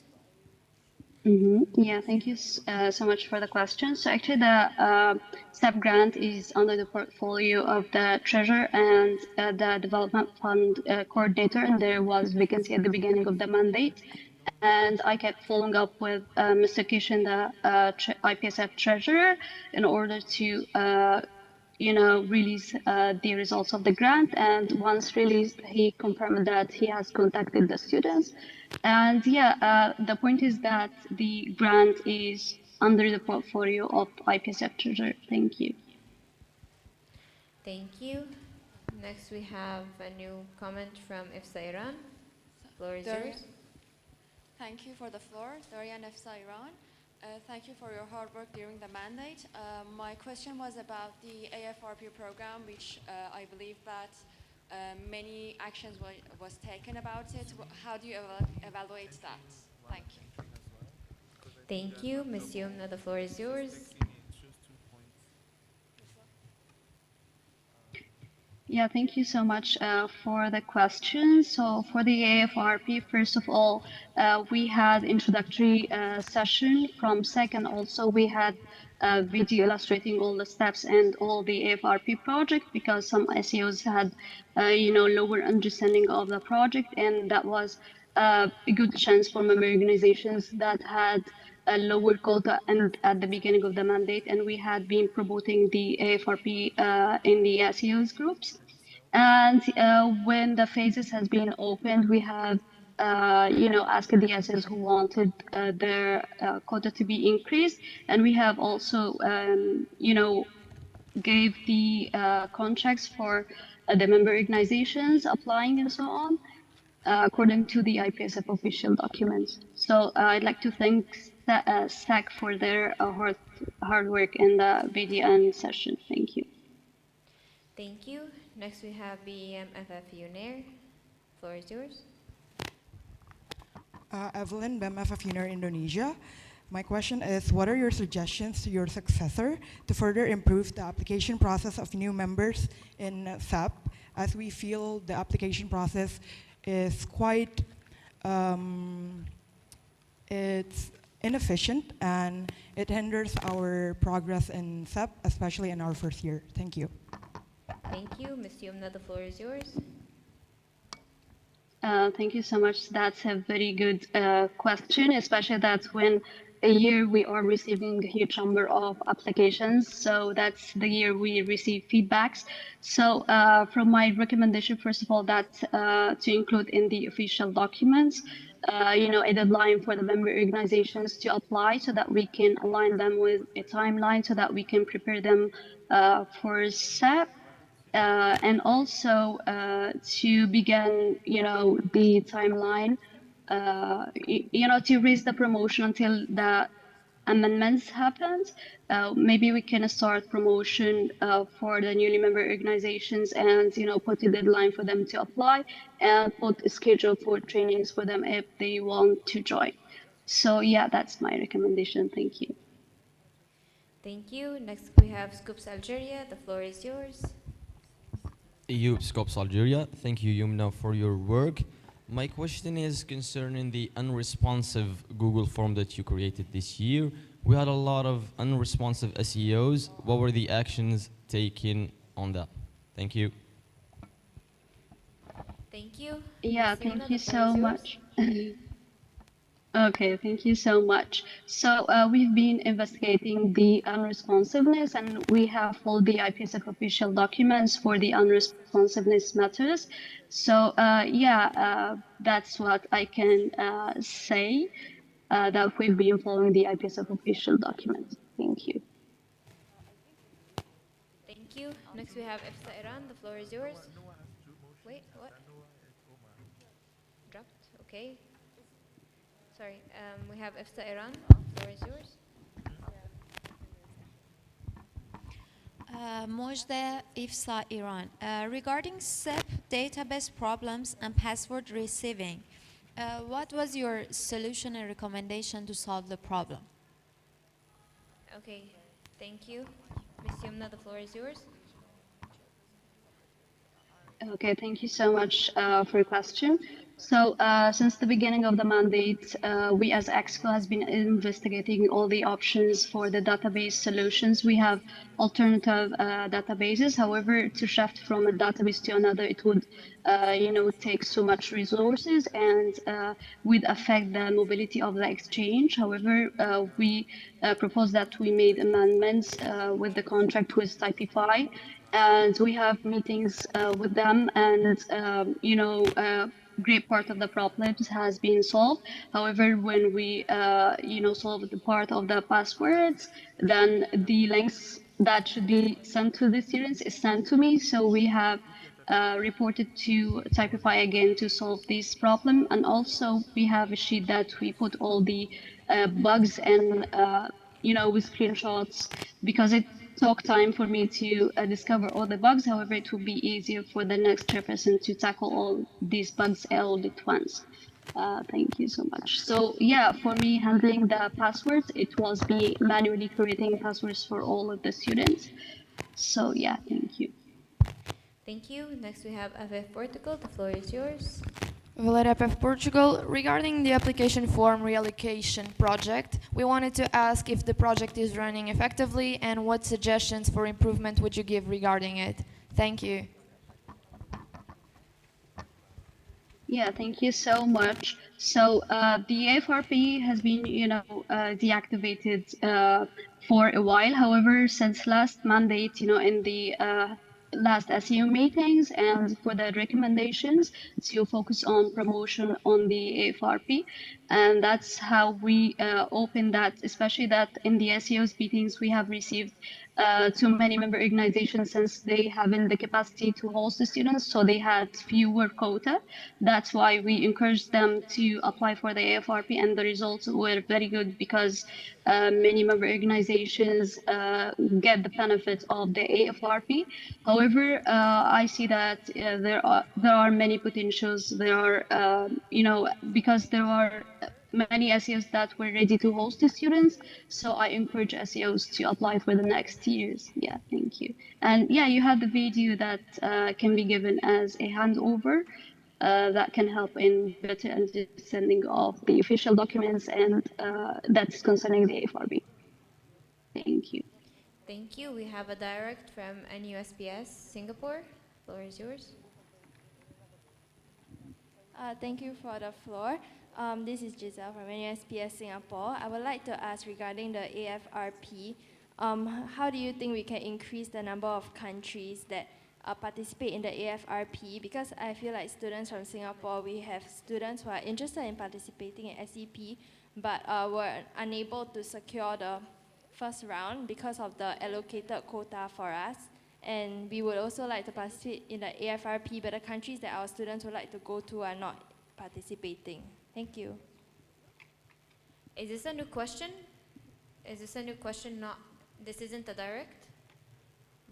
This is a direct? Okay, Ms. Yumna, the floor is yours.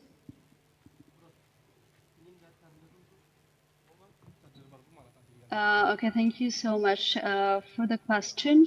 So the point is the AFRP is, the rest of the allocations and the rest of placements. So what we can do is to encourage SEOs to increase their placements at the beginning of the mandate, and, during the AFRP, maybe they can secure more placements for the students.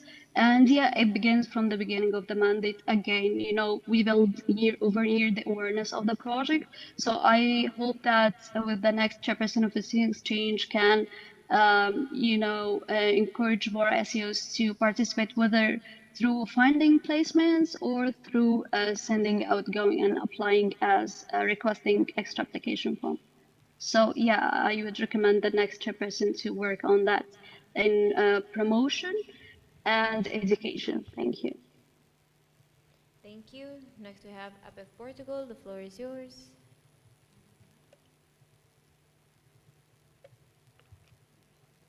Dropped. Okay. Next we have AFO Portugal. The floor is yours. Katrina AFO Portugal. On your report, you mentioned that you received the idea of SEC internship from the suggestion form, and this internship had its main goal to update the SEP documents. And our question for you is if you can elaborate on the SEP documents that were updated. Thank you. Thank you. Ms. Yumna, the floor is yours. Okay, thank you so much for the question. So in the second internship, we're now working on the interregional promotion that will be taking part after, the World Congress and after, finalizing the exchanges. However, we have already the documents and manuals that has been created last year, and I would like to receive insights from SEOs. So it would be, a task given after the interregional promotion. Thank you so much. Thank you. Next we have the Shafisa Slovenia. Floor is yours. Nusha, the Shafisa Slovenia. Thank you for the floor. We feel like the report is written quite ideally. Can you share the biggest challenges this year, because we had a lot of problems with unresponsive SEOs, for example, and it's not written in the report, which we think it should be added if you have any bigger challenges for the successor and everyone else to know. Thank you. Thank you. Ms. Yumna, the floor is yours. Okay, thank you so much for the question. So the point concerning the SEO's unresponsiveness, I feel like this point is handled according to the official documents, and it don't have to be warning the SEOs or sending emails in front of all of the SEOs. So when it comes to this matter, it's handled privately with the SEOs according to the official documents. So my suggestions to improve this, so at the end of the mandate, we have conducted regional meetings in APRO and AFRO, where we have, some unresponsiveness, and we were able to listen to all of their problems and challenges so that we can work on them in the next mandate, so that we can make SEOs more involved and more responsive. Also, maybe in the next mandate, we can work on focusing on, the IPSF official documents when it comes to the unresponsiveness, and aligning the CPs with the procedures that will be done, because one of the procedures is involved with the member organizations. So at the beginning of the mandate, to illustrate all the official documents concerning that, and to see if they have any problems or so on. Also, the unresponsive matter is really important to begin at the beginning of the mandate, so that any unresponsiveness can be tackled from the beginning, not to wait until it's, become recurrent. Thank you. Thank you. Next we have Isma Farsa, Indonesia. The floor is yours. Firman, in Isma Farsi, Indonesia. I want to ask, may you give us a resume? How did the communication between SEC with the SEO during this mandate? Then, as we know, many SEOs say that we need a global system to know which association is still active and have a placement for students. And what do you think we should prepare for that? Thank you. Thank you. Ms. Yumna, the floor is yours.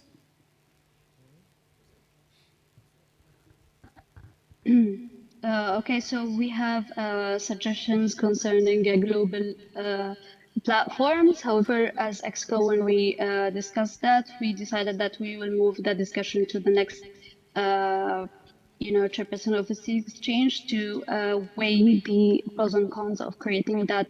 However, in the database, we have the context of the SEOs and their emails. So, the mobility of exchange is always depending on contacting the SEOs and, keeping it up to date. And I know that due to the database issues, maybe the updates cannot be done properly at, a time. However, we do encourage that, the database resolution for the next mandate concerning the updates, and also for the SEOs to not, to be initiative to communicate with host SEOs, because initiation and proactiveness in SAP is always the key for effective communication. Thank you. Thank you. Next we have MyPSA Malaysia. Floor is yours. Thank you for the floor. Lim from IPSA Malaysia, and I'm a student exchange officer from IPSA. So here I would like to inquire regarding the helpfulness of the SEO meetings actually. So I find each and every meetings, they're more or less the same thing and does not really being that helpful in solving our issues because it's literally the same thing that we're discussing every single time for the SOO meetings, and the same problems that we face are still being discussed during every single meetings, and they aren't particularly helpful.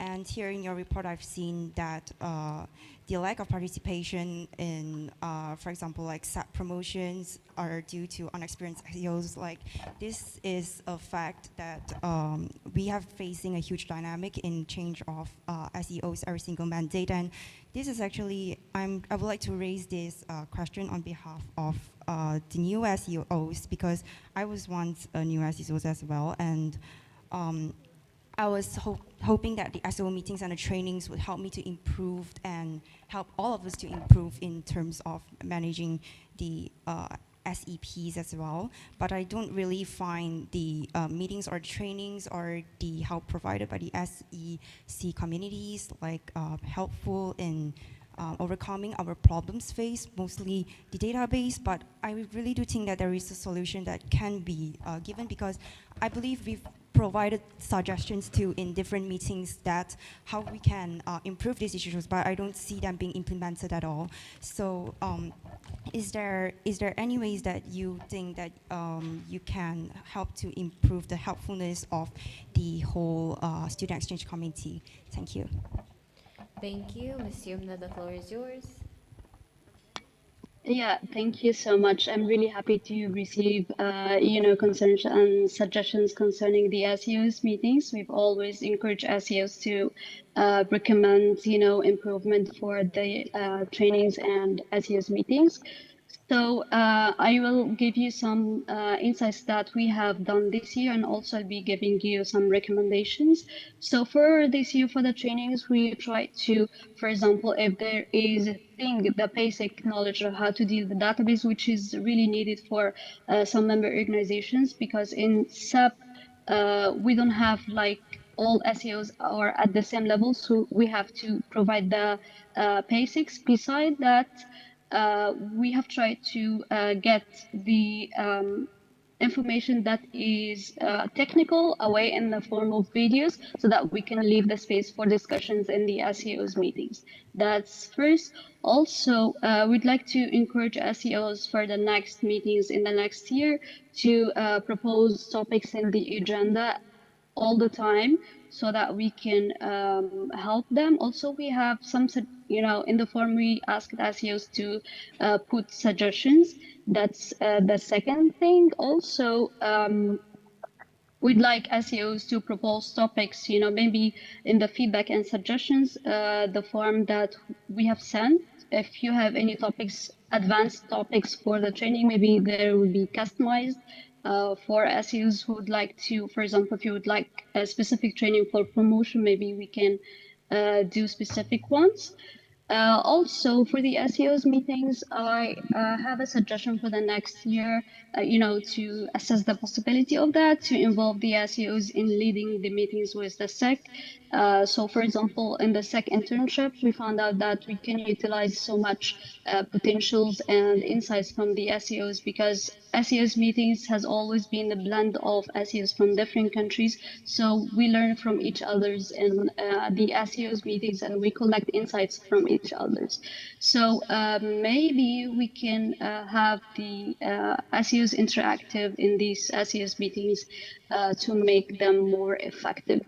So also the regional meetings has been very great. That has been launched at the end of the mandate because regions has different needs.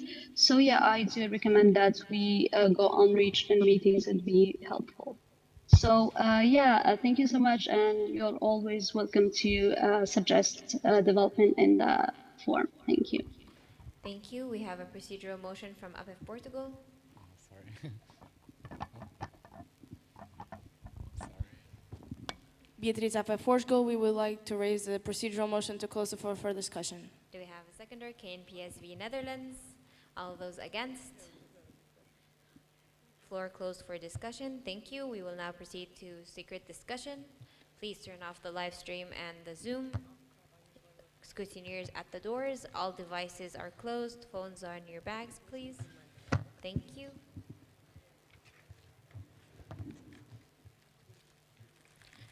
When the live stream and Zoom is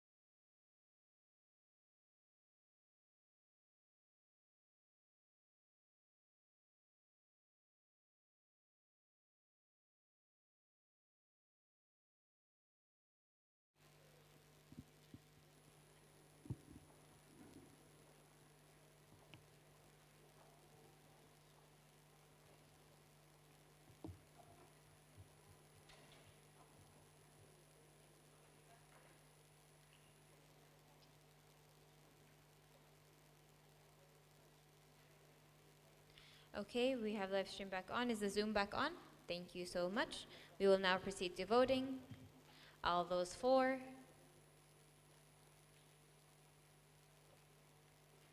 All those against?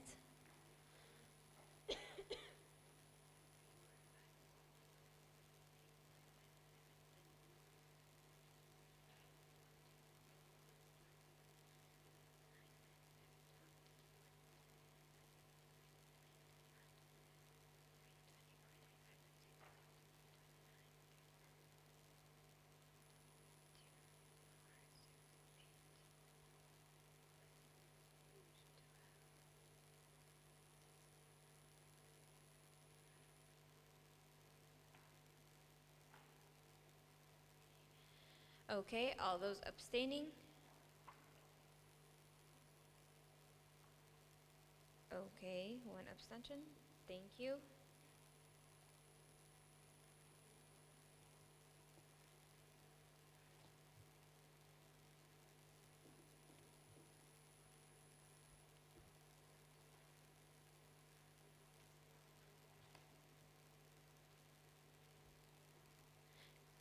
The voting results all are 30 against, 1 abstain. We have a technical from the motions committee. Okay. Voting results are against 30, abstain 1, motion not carried. Can we have the next motion, please? We have a procedural from AFOP Austria.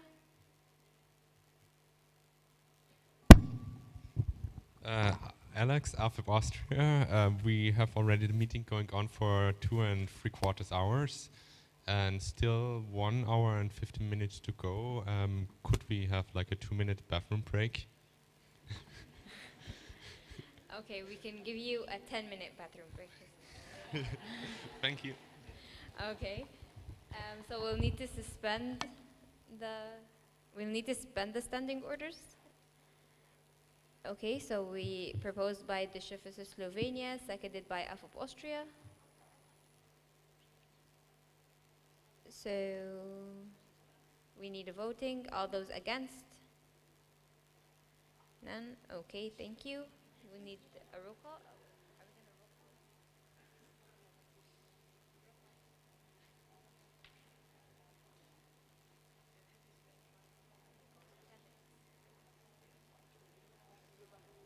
Okay. Scrutineers ready? ASEP Algeria, AFOB Austria, CAPC Canada, CCPSA Czech Republic, PPSA Poland delegated to CCPSA Czech Republic, ANEF France, PPHD Germany, Ismail Fasi Indonesia, PPHSF Pakistan delegated to Ismail Fasi Indonesia, IPHSA Iran, EPSF Egypt delegated to IPHSA Iran, APS Japan, MyPSA Malaysia, KMPSV Netherlands, QPH US Qatar delegated to KMPSV Netherlands, FJC PPHA Philippines, NZEPSO delegated to FJC PPHA Philippines, AFE Portugal, RPSA Lebanon delegated to AFE Portugal, KNEPS Republic of Korea, JPSA Jordan delegated to KNEPS Republic of Korea, BESFA Romania, NUSPS Singapore, NEPS Australia delegated to NUSPS Singapore, SPSA Slovakia, the Sheffice Slovenia, CPSA Croatia delegated to the Sheffice Slovenia, PSA Thailand, TPAYC Turkey, BPSA United Kingdom of Great Britain and Northern Ireland, APHA ASP United States of America.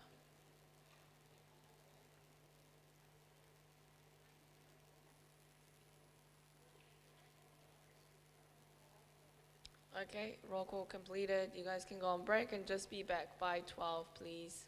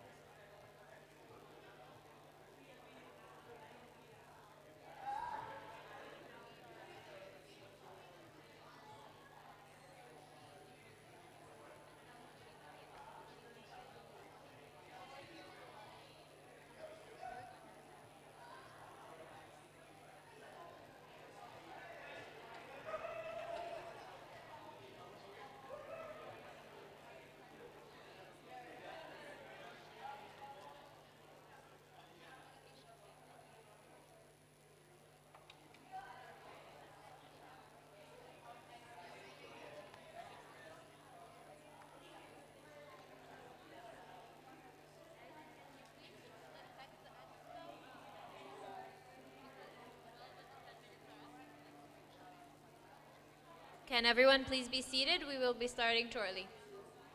Sue, everyone please be seated.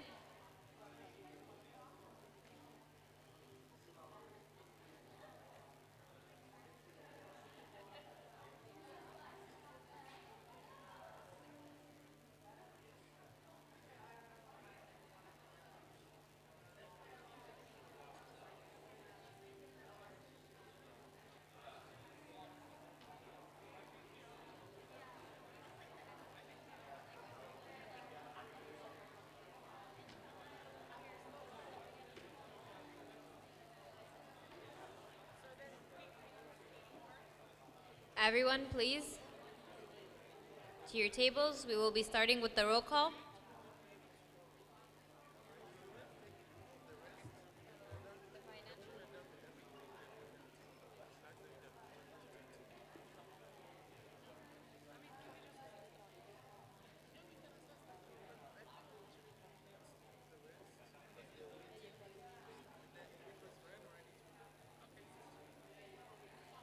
Okay, starting roll call. Is there? Oh, okay. You guys ready? Okay. Wait, sorry. I think I kept saying Iran, but it's Iran. Iran? Iran? Iran, right? It's IPSA. IPSA Iran. Sorry. Okay, ASEP Algeria, AFOP Austria, CAPC Canada, CCPSA Czech Republic, BPSA Poland delegated to CCPSA Czech Republic, ANEF France, BPHD Germany, ISMA FASI Indonesia,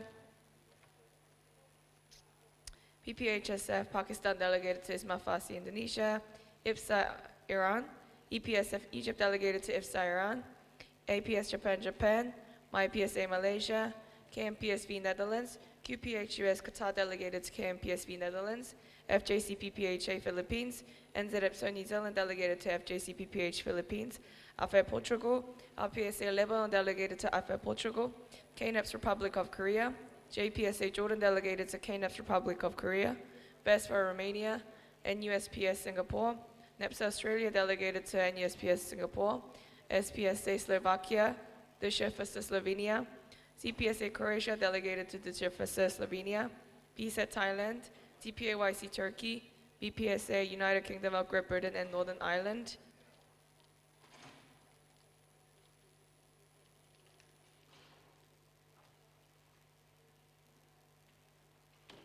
okay, and APHASP United States of America.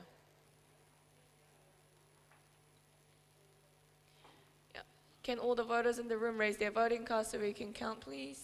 Thank you.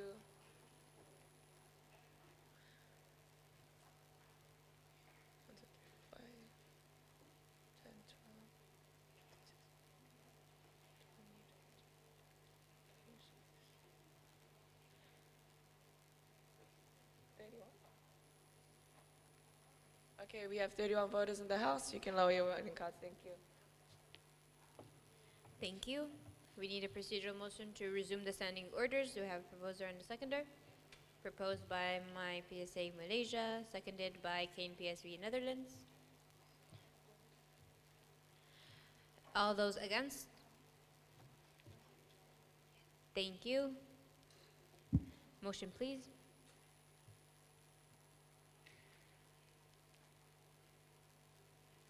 We have a point of information motions committee. Sebastian Motions Committee.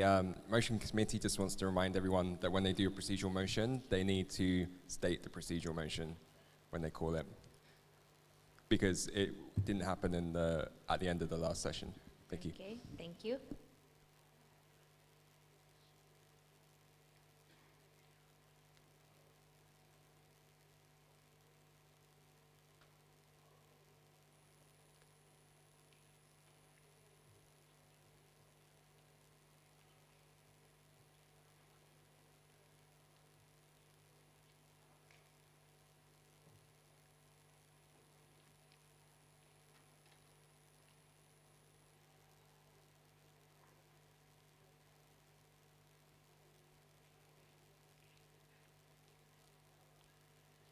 Okay, so we will now be presenting the motion for chairpersons. So the regional chairpersons are all presented in one motion.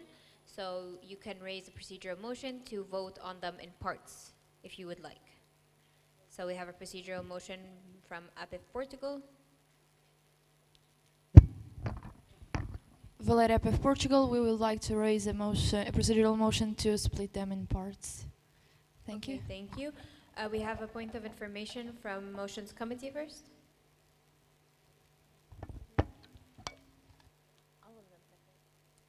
I gave you the floor. I gave them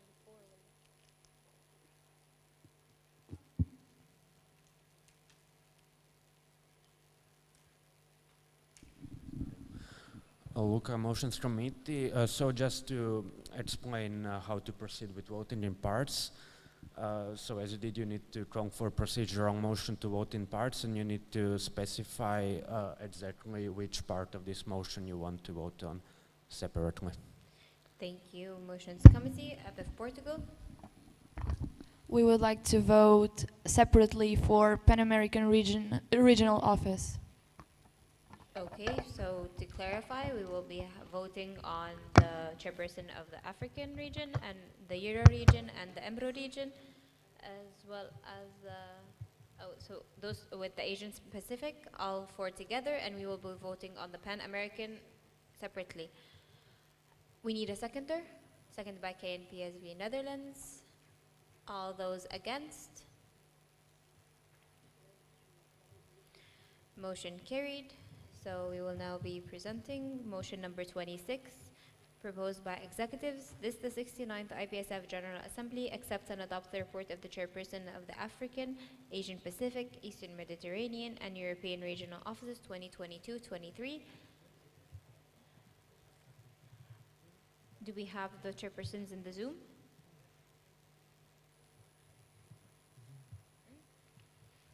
Point of order from the Motions Committee.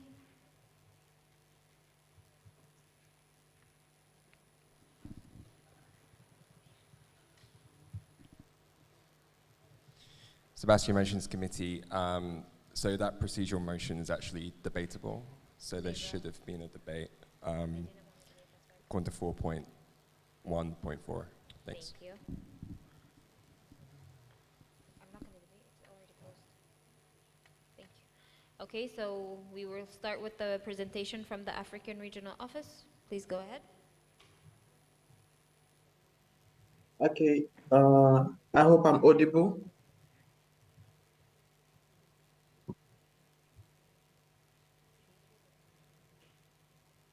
Anyone hear me? Yes, please go ahead. Okay, so good morning, GA. My name is David Fiagan from Burkina Faso, and I'm the chairperson of IPSF African Regional Office 2022-2023. So since we have started the mandate in October 2022, it has been a great pleasure working with the whole executive committee, but especially also with the Afro RWG and all the member organizations. So as we have started the mandate as well, my plan have been separate into three parts. The first one was the one on strengthening the regional achievements. So for that one, it will mainly focus on the meetings with the regional, with the different member organizations and making sure that everything goes well with their different countries and making sure that if they have any issues, they can still reach out to us so that we can find common solution and then go forward. The second one, it was the involvement, and through the different projects, we wanted to make sure that they actively participate into the different activities and also having a collaboration between member organizations, not only within the region, but also with other regions. So in that aspect, we have around 7 activities done in common with member organization within the region, and also specifically one done with the Paro region. Also, the last thing in the first was the making sure that most of the activity has been done is in the different languages so that we can have most of the country participating actively in it. The second part of my plan was to share IPSF values to its expansion to the member organization, not yet part of the federation, but also partnership and sponsorship. So for the partnership and sponsorship for this year, you have been able to reach out to new potential partners, such as you can see uh, uh, in the document forwarded to you, so that you can also go through it and see. And the next thing is was also strengthening the existing partnership we have in the region, mostly with our sister organization, but also with the organization we are collaborating uh, with already, such as the WHO Afro and also the Amata and some FPMA partners as well. So the third part is also the regional expansion and growth. So you can see that this mandate we have one member organization applying for member in association, and then two applying for full membership. Only one on the both sides have been accepted. So thank you for it. It makes all IPSF growing. The third part was ensuring competence succession in the federation through training and capacity building. So this one was also important in terms of making sure that the incoming RWG and the incoming Afro team members can know their duties and then make sure that everything goes well to have a sustainable IPSF and IPSF delegate and IPSF representative in the continent and also worldwide. So my suggestion for the next mandate will be to ensure that the annual plan can be established into consideration with the global strategic plan, and also to ensure that meetings are held with new elected executive members for the different member organizations, because this one is really key to make sure that those who are taking the lead in their countries and carrying activities can have knowledge about the federation and then promote the IPSF and make it known by everyone in the continent. And the last one on it, to ensure the inclusion of different languages, because we have three languages in Africa. We have French, English, and also Portuguese. So we would like all of them to be fully understood and then to be fully expressed in the region to make everyone uh, knowing about the federation and have a good experience into the federation as well. Last but not least, I would just like to Excuse thank me, you the all. time limit has been up, so apologies for that. Thank you so much for your presentation and your work. Next, we will hear a presentation from the Asian Pacific, sorry, chairperson.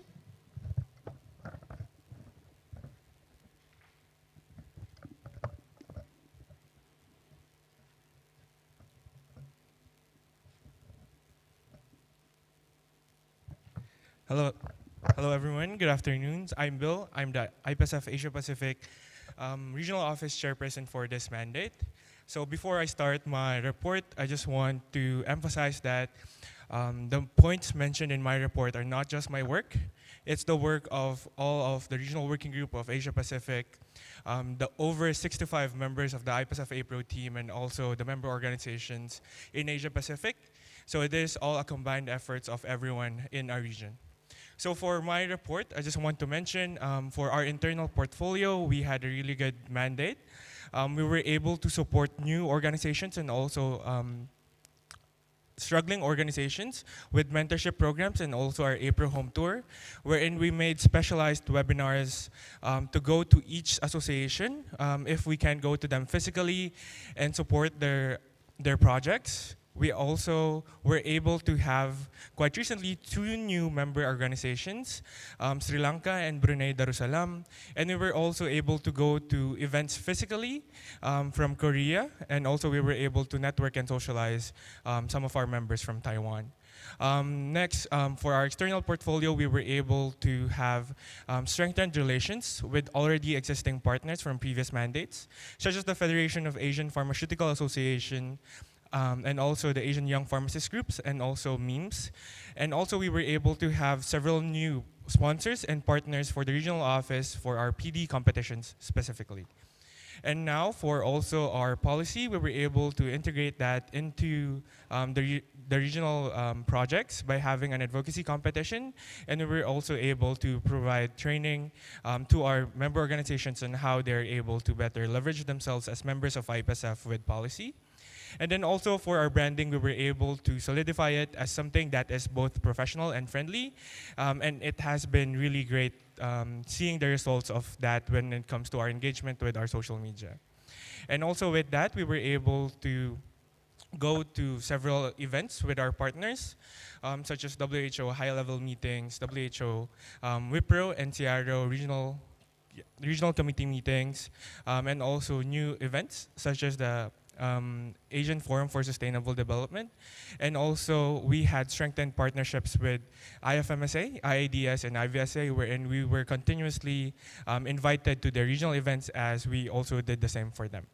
I believe that is the bulk of my report. And again, I want to emphasize this is the work of everyone in IPSF April, and I am very happy to be working with them all throughout this mandate. Thank you.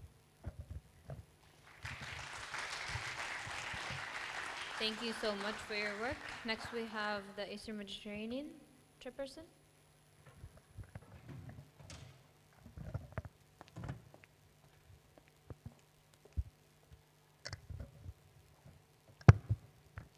Hello everyone, this is Abtali Said, IPSF Emerald Chairperson for this mandate, and it's my pleasure to present today the annual report of IPSF Emerald Chairperson. And it is not my work alone as Abtal, however, it's the work of all IPSF Emerald RWG members, our CPs, SEOs, subcommittee members, and member organizations as well. I believe that you reviewed my annual report since it is uploaded in the GA folder. However, I'm going to highlight the main achievements of IPSF Emerald for this mandate. To start with, IPSF Emerald contribution to career fair, since we managed two partnerships from our side, which is Gulf Medical University as platinum sponsor and ISOP, the International Society of Pharmacovigilance Middle East, as gold sponsor. For the second one, which is our collaboration with IFMSA EMR, since we managed to collaborate with them in 3 collaborations. The third one will be our external representation for this year, such in many conferences such as Africa Health Expo, Arab Health Expo, WHO high-level meeting, WHO EMRO regional committee, and DUFAT as well. Saving the best for the last, which is the extraordinary hosting of our EMPS for this year, hosted by QFAS Qatar in Qatar University. And I'm calling it extraordinary one because of many reasons, for the feedback that we received from our participants, for the number of our participants comparing to the other previous EMPS, and also for the support from many like huge agencies in Qatar, such as Qatar University, Ministry of Youth and Sports, and Ministry of Tourism as well. And also for the speakers, we managed to have regional speakers, not only national one. And also the last one is organizing in-person LIT for IPSF EMRO. Since years ago, we didn't like have in-person LIT, maybe 3 or 4 years ago. And yeah, that's it for the achievements of IPSF EMRO. At the end, I would like to thank all IPSF EMRO RWG, CPs, SEOs, member organizations, subcommittee members. Also, I would like to thank my EXCO members for being supportive all over the mandate. Thank you.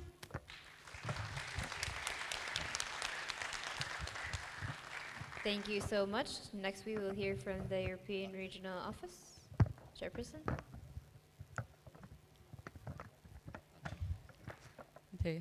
Hi everyone. Just to quickly introduce myself, I'm Isabella Stoita. I'm the IPSF Euro Chairperson for this mandate. So I will just do a quick review of this whole mandate. Looking back, I think during this year, we not only managed to follow the best practices that were implemented in the previous, by the previous Euro Chairperson, but we also managed to bring in some innovation to our region, bring in some new projects, and also strengthen our community in the European Regional Office. As you have seen today and yesterday, we are now welcoming 2 new members in 2 new member organizations. So we are happy to bring in more, just some more connections in the European region. And other than that, I think we learned a lot during this year, working together with the regional working group. We have established some really great working, sorry, I'm a bit nervous, so please bear with me. So we managed to establish some really great working initiatives. We had a IPSF Euro team meeting where we did some innovative experiences such as a policy debate and a SEP session, and we got some really good feedback on that. And besides that, I believe this year we really focused on strengthening our external representation. We not only attended member organizations events, but also high-level events. So in this case, we focused on strengthening our relationship with WHO. We, as a main highlight, we are now part of the Youth for Health network that was established by WHO Europe, and we are looking forward to bringing in more connection in WHO regarding the youth involvement and communication. And besides that, overall, I would say that this mandate was quite productive and successful. And looking forward, I would just like to thank all of my regional working group members, subcommittee members, and and the CPs and SEOs of the region. And of course, I would like to extend my thanks to the executive committee for guiding me during this period and bringing a productive environment to our work. And I do truly believe that this year we managed to bring in some new inspiration into what can be done and achieved in the Federation. And with that, I would like to end my speech and also thank all of you for being here and having the say in making a change in the Federation. Thank you. Thank you so much. We will now open the floor for discussion. Can I have the list? Your comments list?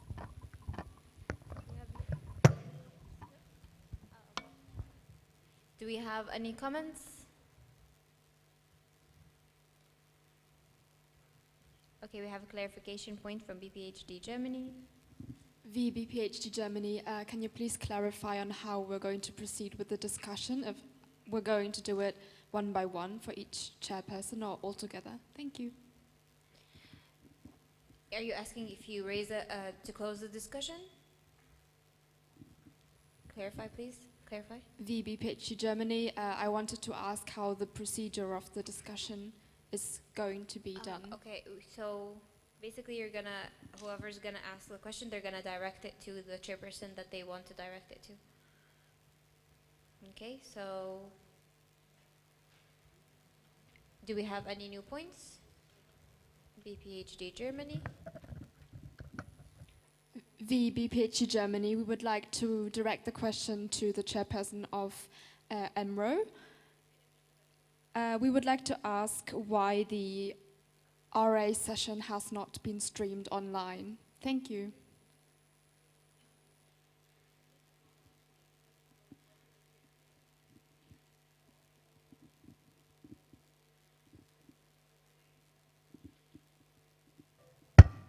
Okay. Thank you for your question. Just a clarification, you are asking about the live stream of our RA. BPH, okay. Okay, so before the RA, we managed to deal this with the reception committee of the EMPS to have like a team responsible for the live stream, and also we have our RMPO attending the RA and the EMPS with us. However, we managed it only for 1 or 2 reports of the RWG. For the others, we faced like technical issues with the camera and with internet. That's why we didn't able to make it. Thank you. Thank you. Next we have BMFF UNER. Evelyn, BMFF UNER Indonesia. I would like to address my comments and questions to the APRO chairperson. Congratulations on your successful mandate, Bill. On the on behalf of Indonesian MOs, I would like to express our gratitude for your continued support throughout this mandate. For my question, as we know, two new members from two new member organizations has been accepted in this GA to April, in which those two new members are new organizations from new countries in IPSF. So what are your suggestions to your successor to assist these new members and ensure there is a successful transition into their first mandate in IPSF? Thank you. Thank you.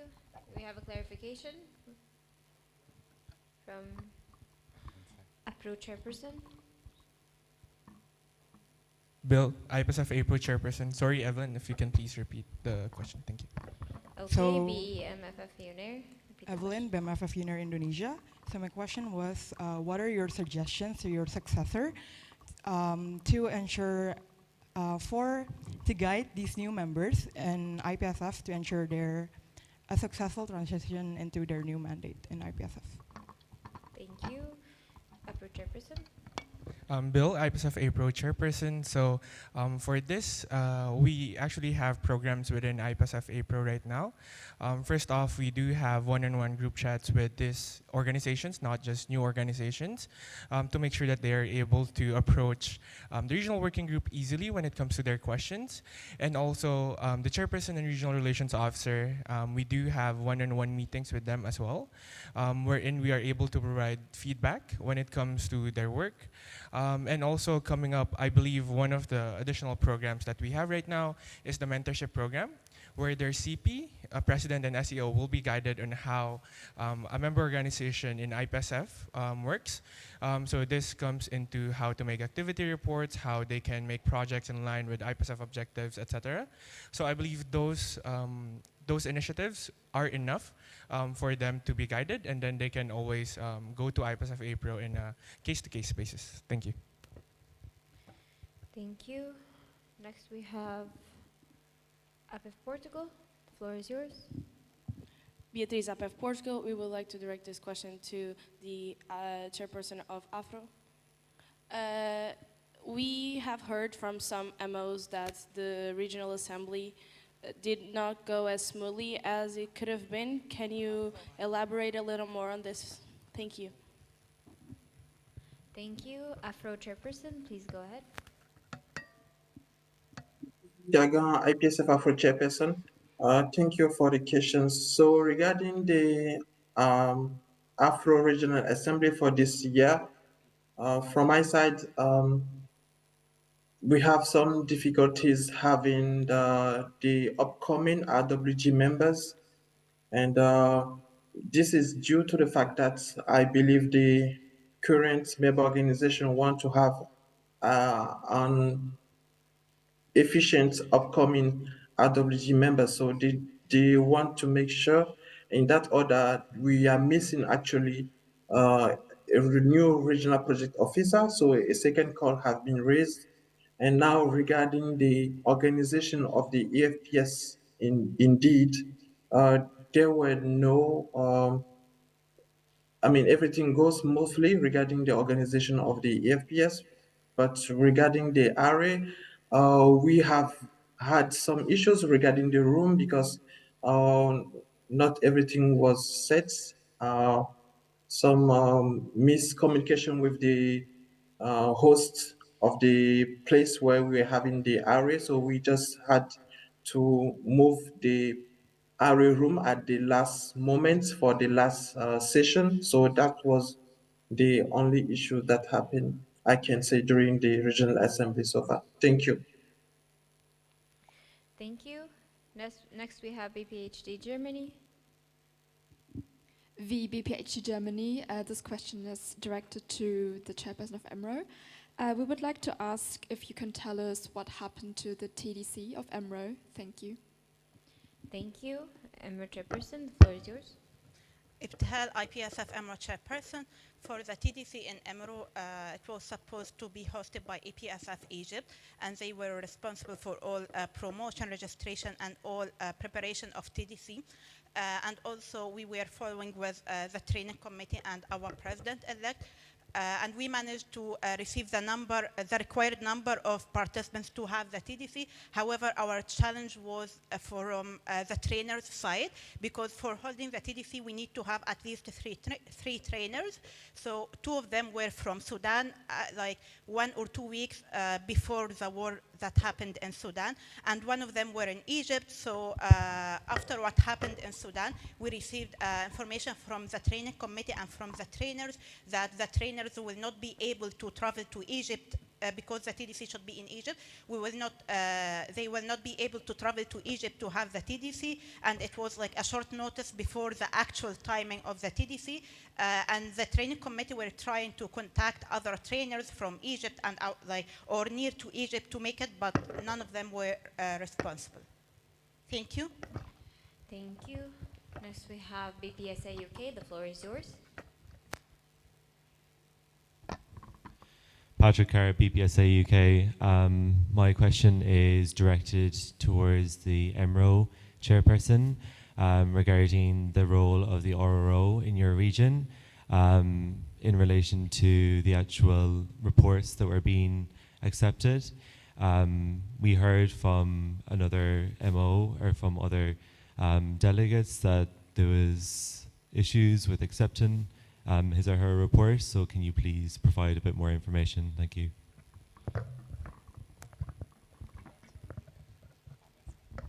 Thank you. Ever chairperson, floor is yours. Ibtihal IPSF MO chairperson, for the situation of our RPO, the report of our RPO, what happened in the RA that the CPs or the ODs found that she was focusing on the PH portfolio and neglecting the other portfolios such as PE or PD. However, she mentioned that she was planning for event on the research in collaboration with other regions which fall under the PE portfolio, and also their other concern was for her not, she didn't travel to the face-to-face meeting and to the EPS due to her personal excuses, so that's it. Thank you. Thank you. Do we have any other new comments? I see none, so we will proceed with voting. All those against? All those abstaining? Motion carried unanimously. Congratulations.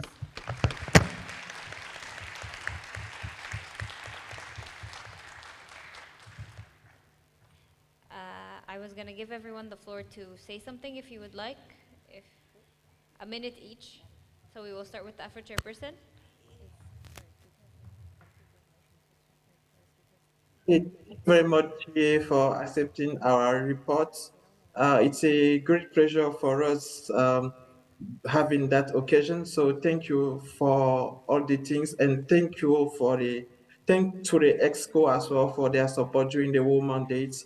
And a big thank to the Afro region and to the RWG as well. So I'm looking forward to meeting you all in a few, very few times. Thank you.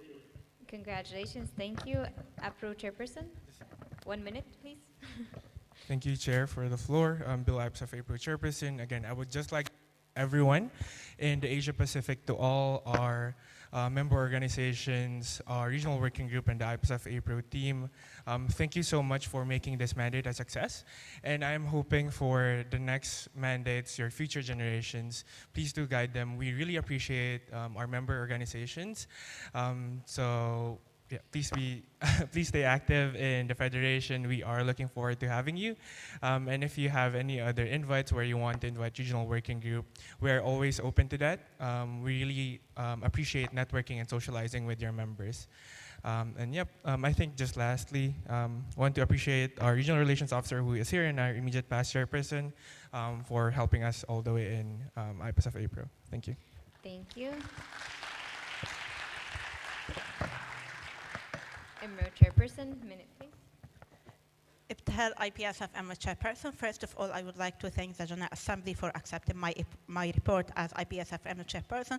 Also, I would like to repeat my thanks to all our WG members, subcommittee members, our CPs and SEOs, especially the active ones that made us proud of them as part of IPSF EMRO.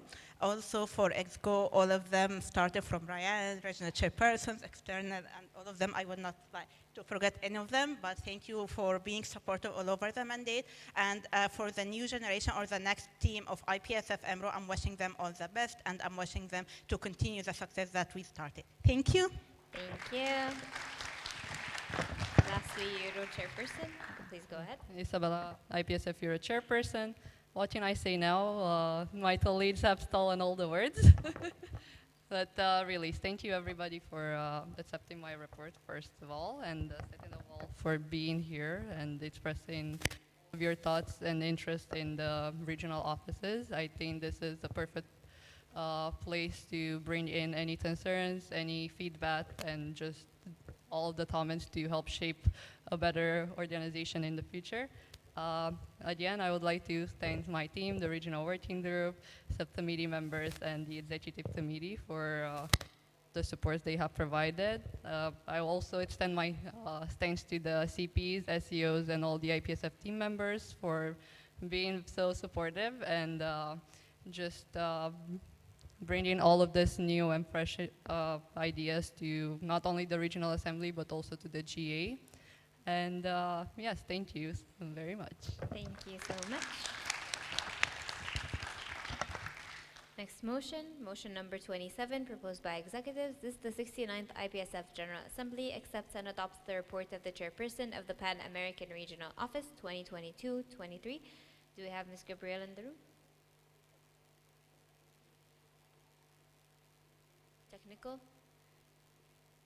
Technical Motions Committee, please go ahead.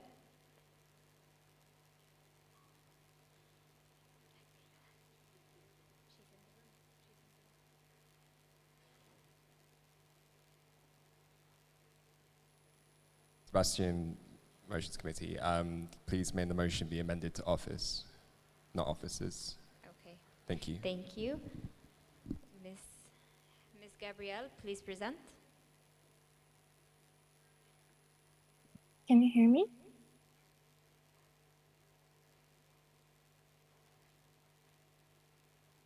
Sorry, can you hear me? Yes, we can. Please go ahead. Okay. Thank you so much. So good morning, everyone. I'm Gabriel Jimenez. Thank you for the opportunity to present my report in the secret honor to PFSF for Chairperson's mandate. I apologize for not being present at the World Congress. Related to my annual plan, it's not just my work, it's involved all Paro regional work group and Paro committees. And there were three major long-term goals with smaller goals with the short and medium terms, as you can see in the report sent. So the first goal was improve communications with external partners and between regional offices. The second goal was promoting PSF awareness and foster Paro involvement globally. The third goal was enhancing management and governance, and most of them were achieved through of the mandate. And Paro achieved are normally conducted in English and Spanish, and this we are also include French and Portuguese as much as possible. And all goals were hit except Paro's ones. We reached more than 50 projects. We managed to realize projects with external partners like FMSA and with other IPSF regions. We completed the LIT online in 6 days into 2 different languages. In addition, we elaborate competitions, many webinars, Pharmachin, and the Dosage magazine. We had new projects as best committees members of the month. We continued with Paro Spotlight projects. We've received more than 13 submissions, CP Berry project, many trainings for CP Paros, and we held 3 rounds of one-to-one meetings with CPs. Wherever my team and I management with the resource we had in the best possible way to continue with the activities. I had the opportunity to participate in a lot of meetings online and in some meetings in person as the virtual executive board meeting and in The Hague, Netherlands, with the EXCO meetings, the Youth Health Organization meeting in Slovenia, represent IPSF and thereby bring a voice to IPSF Paro members in the other regions. At the end, the Regional Assembly will conclude all the reports of the Accepted Regional Working Group, as well as the Paro Budget 2022-2023 and Global and Paro Policy Statements. And we have completed the elections of all positions for Regional Working Group 2023-2024, with the exception of Paro RMPO, which is open for a call again. I would also like to thank you, the EXCO, the Paro Regional Working Group, the HLM and all Paro CPN member for trust me and already accepted my report that this year in Regional Assembly. So I'm available to assist IPSF and the members at any time. Via Pharmacy and student today, promise tomorrow. I wish you all a good Congress and thank you so much. Thank you. Thank you. I would just like to clarify to the General Assembly that those with delegated votes, you represent the member organization with that vote. So please try to stay in communication with them and try to show their or represent their vote well. And it is clear for you guys that you can vote one for and one against because you have a delegated vote. Just wanted to clear that up. And now we will open the floor for discussion. Before to go. 58, yes. Valeria of Portugal, first of all, thank you for your report. It was sent an email yesterday by FECOEF Costa Rica making some serious accusations regarding bad management, harassment, lack of support, bad RA conduction, approving reports without having any feedback from the positions holders. So we would like to ask for an explanation on this. Thank you. Thank you. Ms. Gabrielle. Thank you so much for your question. Yes, we see the email and we already send the answer today for you all, so you can check your email and see the answer. But this is a false accusation about the regional working group and about all management from regional assembly. So you can check the document, you can check the recordings as when you have time. But we have all documentations that we didn't do everything that they said. So about the organizations, we didn't have a lot of experience on that. So we have a little problems, but we can perform successfully. So we have all positions completely without RMPO. And we have all regional working group reports accepted. So we made according to the standard regional assembly procedures. So we have the votes to the close the discussions and then the votes to approve the reports. And in addition, the organization represented asked different questions in each report.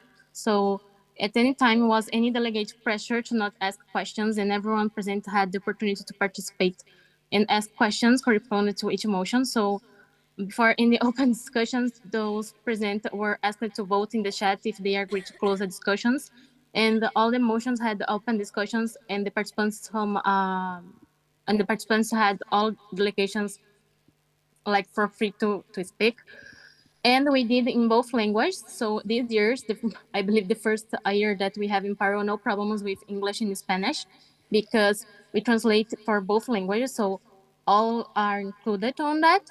So in the first sessions, we have the questions about the parts, and these are not avoided. What happened that our questions about parts are during my report, our Paro chairperson report, that was open twice, and it's the discussion was 3 hours about this report, and it was accepted twice too on the Paro Assembly.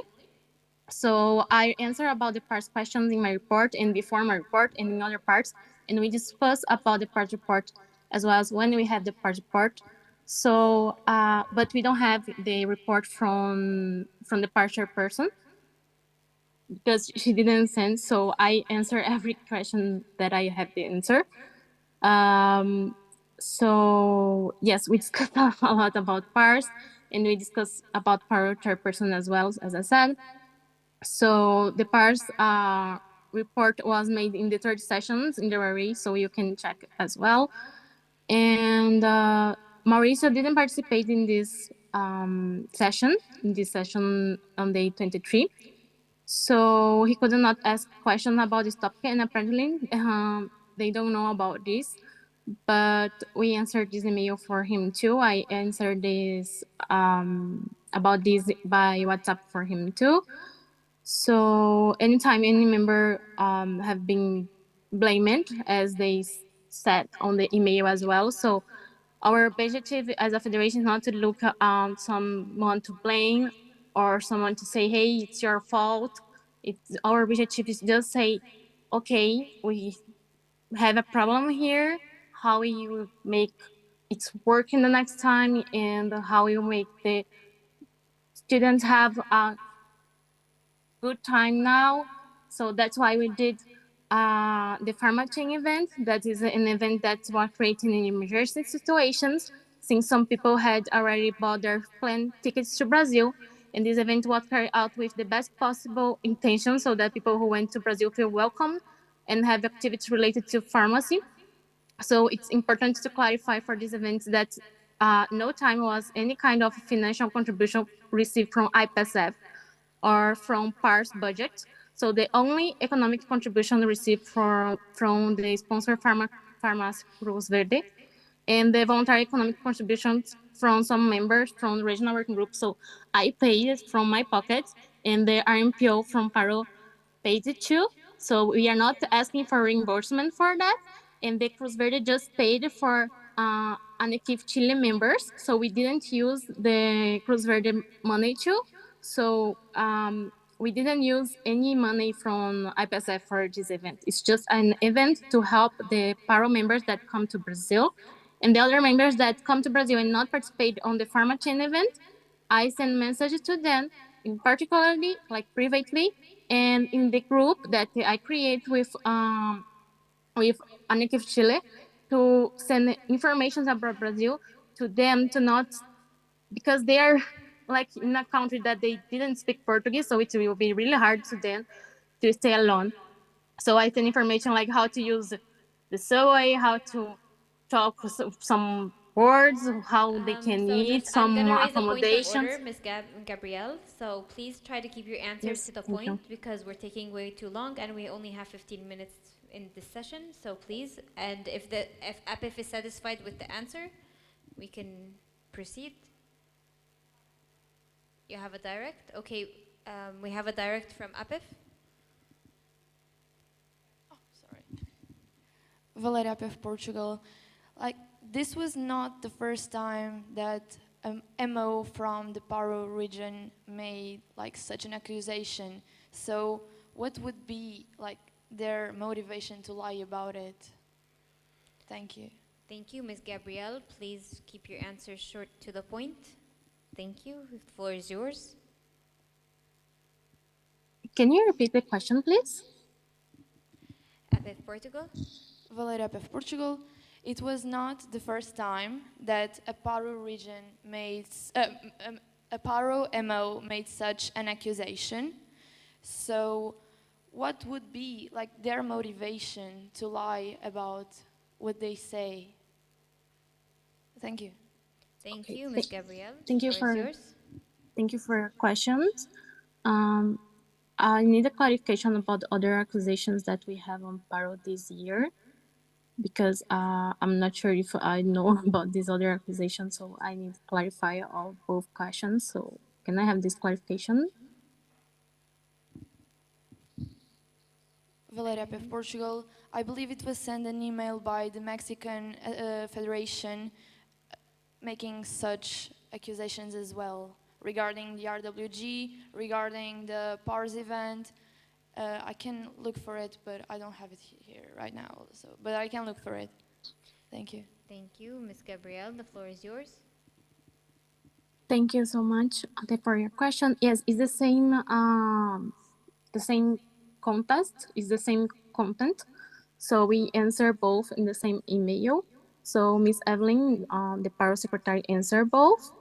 And yesterday, EXCO already have a meeting with Pharmex and the FECOF.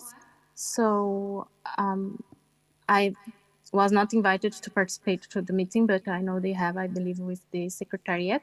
So with Ryan and Sue, I believe. So if they want to clarify this point, so please go ahead. But they have a meeting with them to clarify this point too. So we have the email to clarify these points, and you have all information that we have about all positions that we have from Paro. So if you want to check all documents that we already sent, you can check that we don't do anything without transparency. So all documents that we have for the 21st Paro Regional Assembly records and for Parmachain, and all documents sent is by email, and EXCO are in copy for everything. And for Paro 2 copy, EXCO is in copy for everything from PARS and from Paro.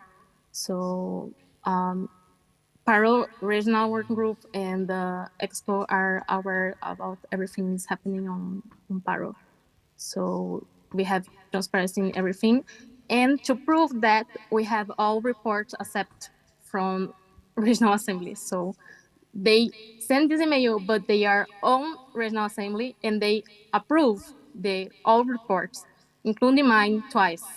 So my report was accepted, the regional working group was accepted, and the all budget and the policy and the others reports was accepted. So thank you. Thank you. Next we have APHAASP United States. Nikki from APHA ASP United States. Thank you for the floor. Gabrielle, in your report you listed that the RWG prioritized transparency. However, through the events that transpired from the cancellation of PARS and the abrupt resignation of the PARS chairperson, there was no immediate response for the attendees. Some communications were only shared with the contact persons and not to all registered attendees, which posed frustration to members about not receiving communications about PARS. Why were the communications not shared with all registered attendees when the event was initially canceled? Thank you. Thank you, Ms. Gabrielle. The floor is Thank yours. you. Sorry, thank you, Gabriela IPSF, para chairperson. Okay, when it's happening, when the event was canceled, actually, I never received a resignation letter from Anais, so I know the cancellation, like was resignation, and she sent the email for all IPSF. So I don't have any letter for resignation from her. And then she canceled the IPSF PARS social medias, and then it was right to cancel.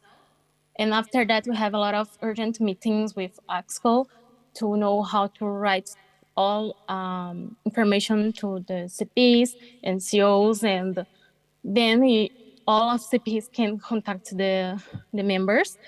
And I was excluded from the reception committee, so I don't, in this part when this happening, I didn't have access to the folder to contact anyone because I didn't know who is these members that have, so I didn't have the access to the folder, to members, the data, anything. And then I need sending messages by WhatsApp to Anais to ask again. And in some days we have this access again to know the data about PARS. And then we proceed with EXCO things. So we continue talking with EXCO to know how to proceed. And everything was drafted, like all emails drafted together with all EXCO to not send many emails to give confusions to the members. So then when we already have the drafts, we send the emails to you all, and we are constructing the incident report for PARS to explain better what's happening with the timeline. But it's not done yet. And about the members, I create, as I said, the WhatsApp group close to the deadline that they are going to Brazil to talk with them. They feel lot, or they not feel lost in Brazil, and they feel comfortable to talk with someone and call me if they need. But I'm just one person to talk with them, and I have some persons from Anica Chile to help me. So I try my best to contact every single people from FEBRAF. So I contacted 208 people from FEBRAF to try to host the people that are coming to Brazil. And it's not successful. I try many hostels to try receive these people, and it's not successful too. That's why we create the pharma chain. So that's why we didn't contact in the first part the members. So I'm really sorry about not contacting the people because we need authorizations to talk with them, and we didn't have the data in the first part. So I contact them when I have the data, when we have the authorizations, and we have the information to give to them, and we try to give the more comfortable part as I can, like to talk with them. We try to give them like a special little party at the airport when they arrive, and try everything that I can do to make them comfortable. And yeah, thank you. Thank you. We have a procedural motion from UPF Portugal. Beatriz UPF Portugal, we would like to raise the procedural motion to conduct a closed discussion, 4.1.6.0. Thank you. We have a seconder BPSA UK. We open the floor for discussion. Anyone has any comments? IPHA ASP USA. Nikki, APHA ASP United States. I did have one more question. I would like to request to still have the question before a closed discussion. Okay, we will be addressing your question and before we close for discussion. So anyone has any other comments regarding the closed discussion? We have a direct from Motions Committee. Sebastian, Motions Committee, just to clarify, voting on the closed discussion doesn't close the floor for discussion. Thank you. Again? So, Sebastian, Motions Committee, when you vote to have a closed discussion, the closed discussion will happen after the floor is closed. Yes. It doesn't close the floor. Okay, Thanks. thank you. Anyone has any comments? I see none, so we'll proceed to voting on having a closed discussion at the end of this roll call, at the end of this discussion, sorry. So all those against?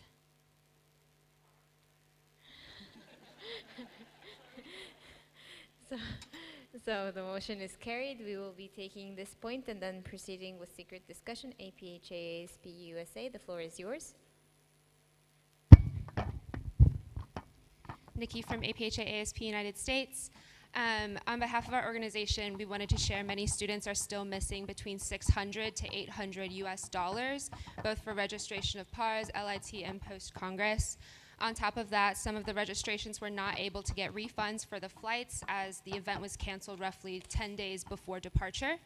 At the regional assembly, the PARO officers answered questions about the finances around PARS. So Gabrielle, we really thank you for trying to explain the situation to us at our regional assembly. However, a lot of the responses that we received were vague, as we understand that both you and Secretary Evelyn were not able to get in contact with Anais, the PARS chairperson. We recognize that the PARS chairperson was the direct lead. However, as the lead of our region as a whole, what are the efforts that you are still conducting to help our students get those refunds for that $600 to $800 we're all missing? Thank you. Thank you, Ms. Gabrielle. The floor is yours. Thank you so much for your questions. Yes, we are really trying to have the money again because we are having really problems to have the informations, because we know Anais haven't allow us to talk with the hotel to have the money back, because, for example, we have a lot of students, as you said, with the money, like we as regional paid to the LIT and post PARS, so we understand the problem. So we are waiting the contact by the hotel, because they are sending emails to us to say the situation as well. So the treasurer are in contact with Anais too. So EXCO are working on that too. I'm working on that too. So we are trying to contact with Anais to get answers, to have any feedback about the lowers, to know about the hotel, because the hotel said about no informant, but probably the lawyers should try to say it's like an abusive contract to get the money back. So we don't know how long it will be the process, but we know it's a secret process. So maybe that's why Anais not answer us. So we can't say, hey, you are just responsible for that. So we are really trying to have answers. We are following up all process. And for the next parts that we already have, it's a Panama. I will have the handover with them too, to pass the information, like to try to give some advice and some tips to try help before I did my handover to not help it again. And maybe it's a good advice to all ESCO and for the next years for parts to have a closely follow up too with all executive and treasurer and the other parts too. For example, the Costa Rica parts was really good in 2019. The parts Chile have some problems, but has a successful in the final one. So maybe the Yanara can help on the handover too. So probably we will try to contact him again Anais, so the treasury will follow up too. I will follow up too.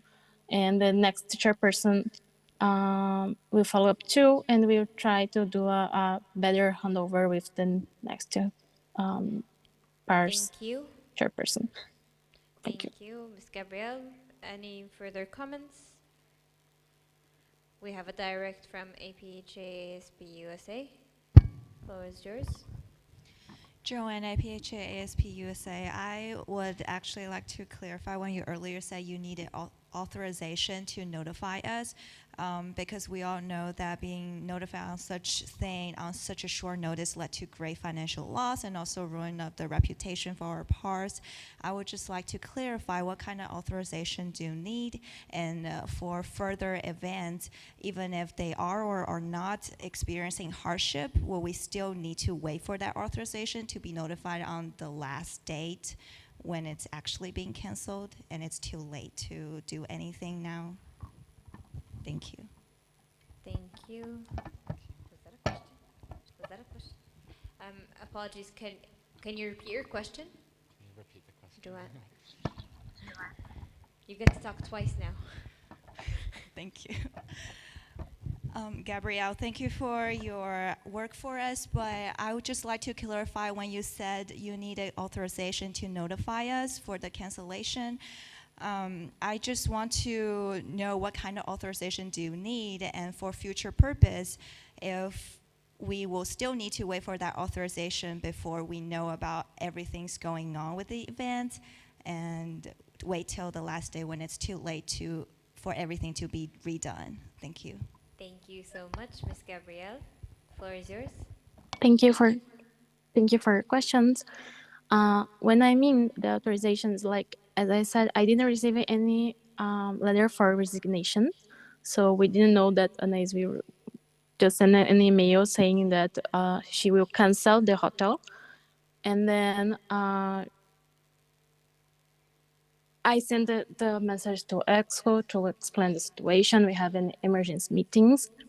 And then we have some options, like do the PARS online, for example, or try a hybrid event, or try to do any other suggestion, like, okay, how we can proceed with that? Can we have the reimbursement now? The people can try to cancel the flight, or how we can proceed with that.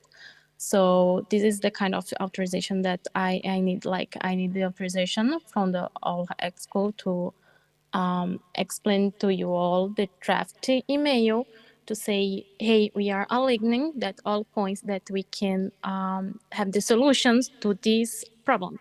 So we all have the meetings to have a best solution to you all to send to you. So we as EXCO try the best solutions to you all. We make the all efforts that we have to send to you all. So that's why we did so close to the deadline to the parts, because we didn't know for the cancellations about the hotel cancellations. As we know, we just tried before that do a hybrid event because we know about the lower participations, but we didn't know about the possibility to cancel the parts. Because if you see the monthly reports, like the monthly updates that we already sent to you, it's like everything's okay. If you see the last report, the annual report by 2021-2022, it's everything okay as well. So by the documents, by the meetings, by the minutes from everything, and the AM1 meetings too, by EXCO, everything's okay. So for us, it's a big surprise when we receive the email too.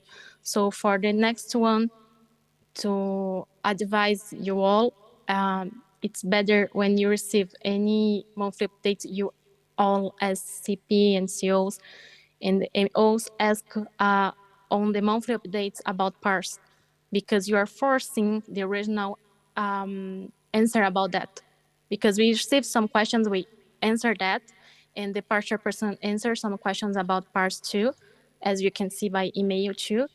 But it's better when you do with some frequency because just me as a paro chairperson asking and maybe it's not so efficacy, like it's enough, but sometimes not.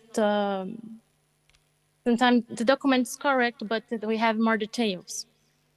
Even I have meetings like every month. Even I have one-to-one meetings. Even we have exco meetings. We even have the monthly updates to send to you all. Even we have one-to-one meetings with partial person on the meetings because we did everything that I'm saying now we did. So we are following up. So this can happen. And the problem was the money. So my advice for the future is try to have a better handover and follow up more closely than these activities that we already did. Because we did a lot of activities like help on the translation, posts about parts, promotions, had the one-to-one meetings, everything that I said, and everything that you know about the monthly updates. So we need to follow up more closely the parts because if we didn't, it will happen again. It's not the objective of federation. And considering the hybrid events, it will be a really good thing too because the federation sometimes have lower conditions to pay to go to other countries to participate. And sometimes we can have more participants if it's a hybrid. So yeah, thank you so much. Thank you so much. Do I see any further comments?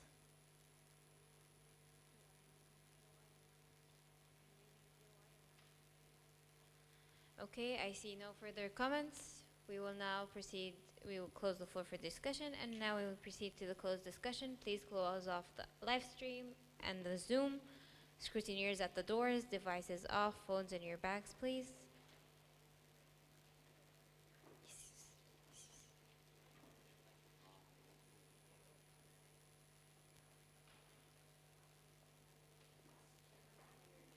Noah, laptop, please. Laptop.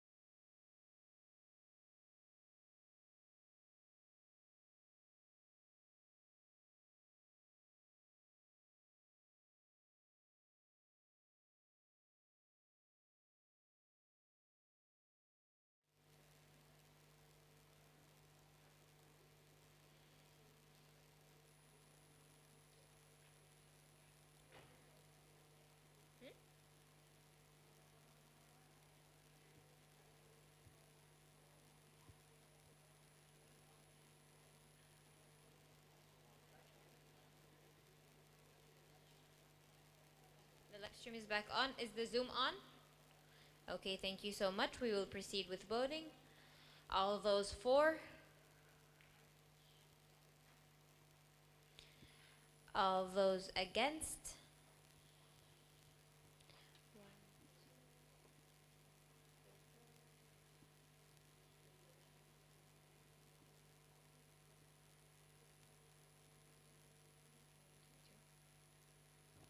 All those abstaining?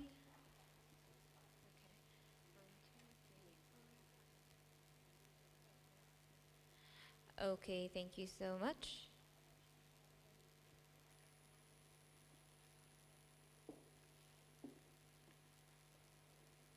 The voting results are 22 against and 9 abstain. Motion not carried. Since we have exceeded the time for this session, we will need a proposer and a seconder to suspend the standing orders of FF Portugal. Do you have them stuck together? Dishevisa Slovenia as a seconder. All those against? Okay, motion carried. Now roll call. Sue, roll call.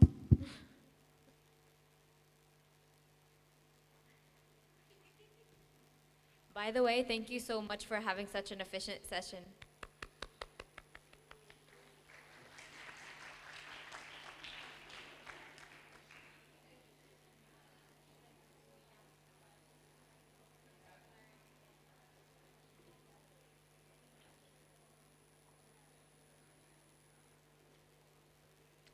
ASIP Algeria, AFOB Austria, CAPC Canada, CCPSA Czech Republic, PPSA Poland delegated to CCPS Czech Republic, ANEF France, BPHD Germany, ISMA FASI Indonesia, PPHSF Pakistan delegated to ISMA FASI Indonesia, IPSA Iran, EPSF Egypt delegated to IPSA Iran, APS Japan, MyPSA Malaysia, KMPSV Netherlands, QFUS Qatar delegated to KMPSV Netherlands, FJC PPHA Philippines, NZFSO New Zealand delegated to FJC PPHA Philippines, AFE Portugal, RPSA Lebanon delegated to AFE Portugal, KNEPS Republic of Korea, JPSA Jordan delegated to KNEPS Republic of Korea, VESPA Romania, NUSPS Singapore, NEPS Australia delegated to NUSPS Singapore, SPSA Slovakia, Dishevisa Slovenia, CPSA Croatia delegated to Dishevisa Slovenia, PSET Thailand, TPAYC Turkey,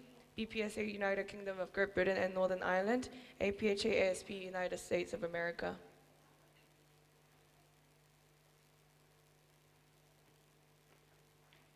Can we confirm more voting cards collected? Okay, great. Okay, off to lunch. Thanks, guys. Bye-bye.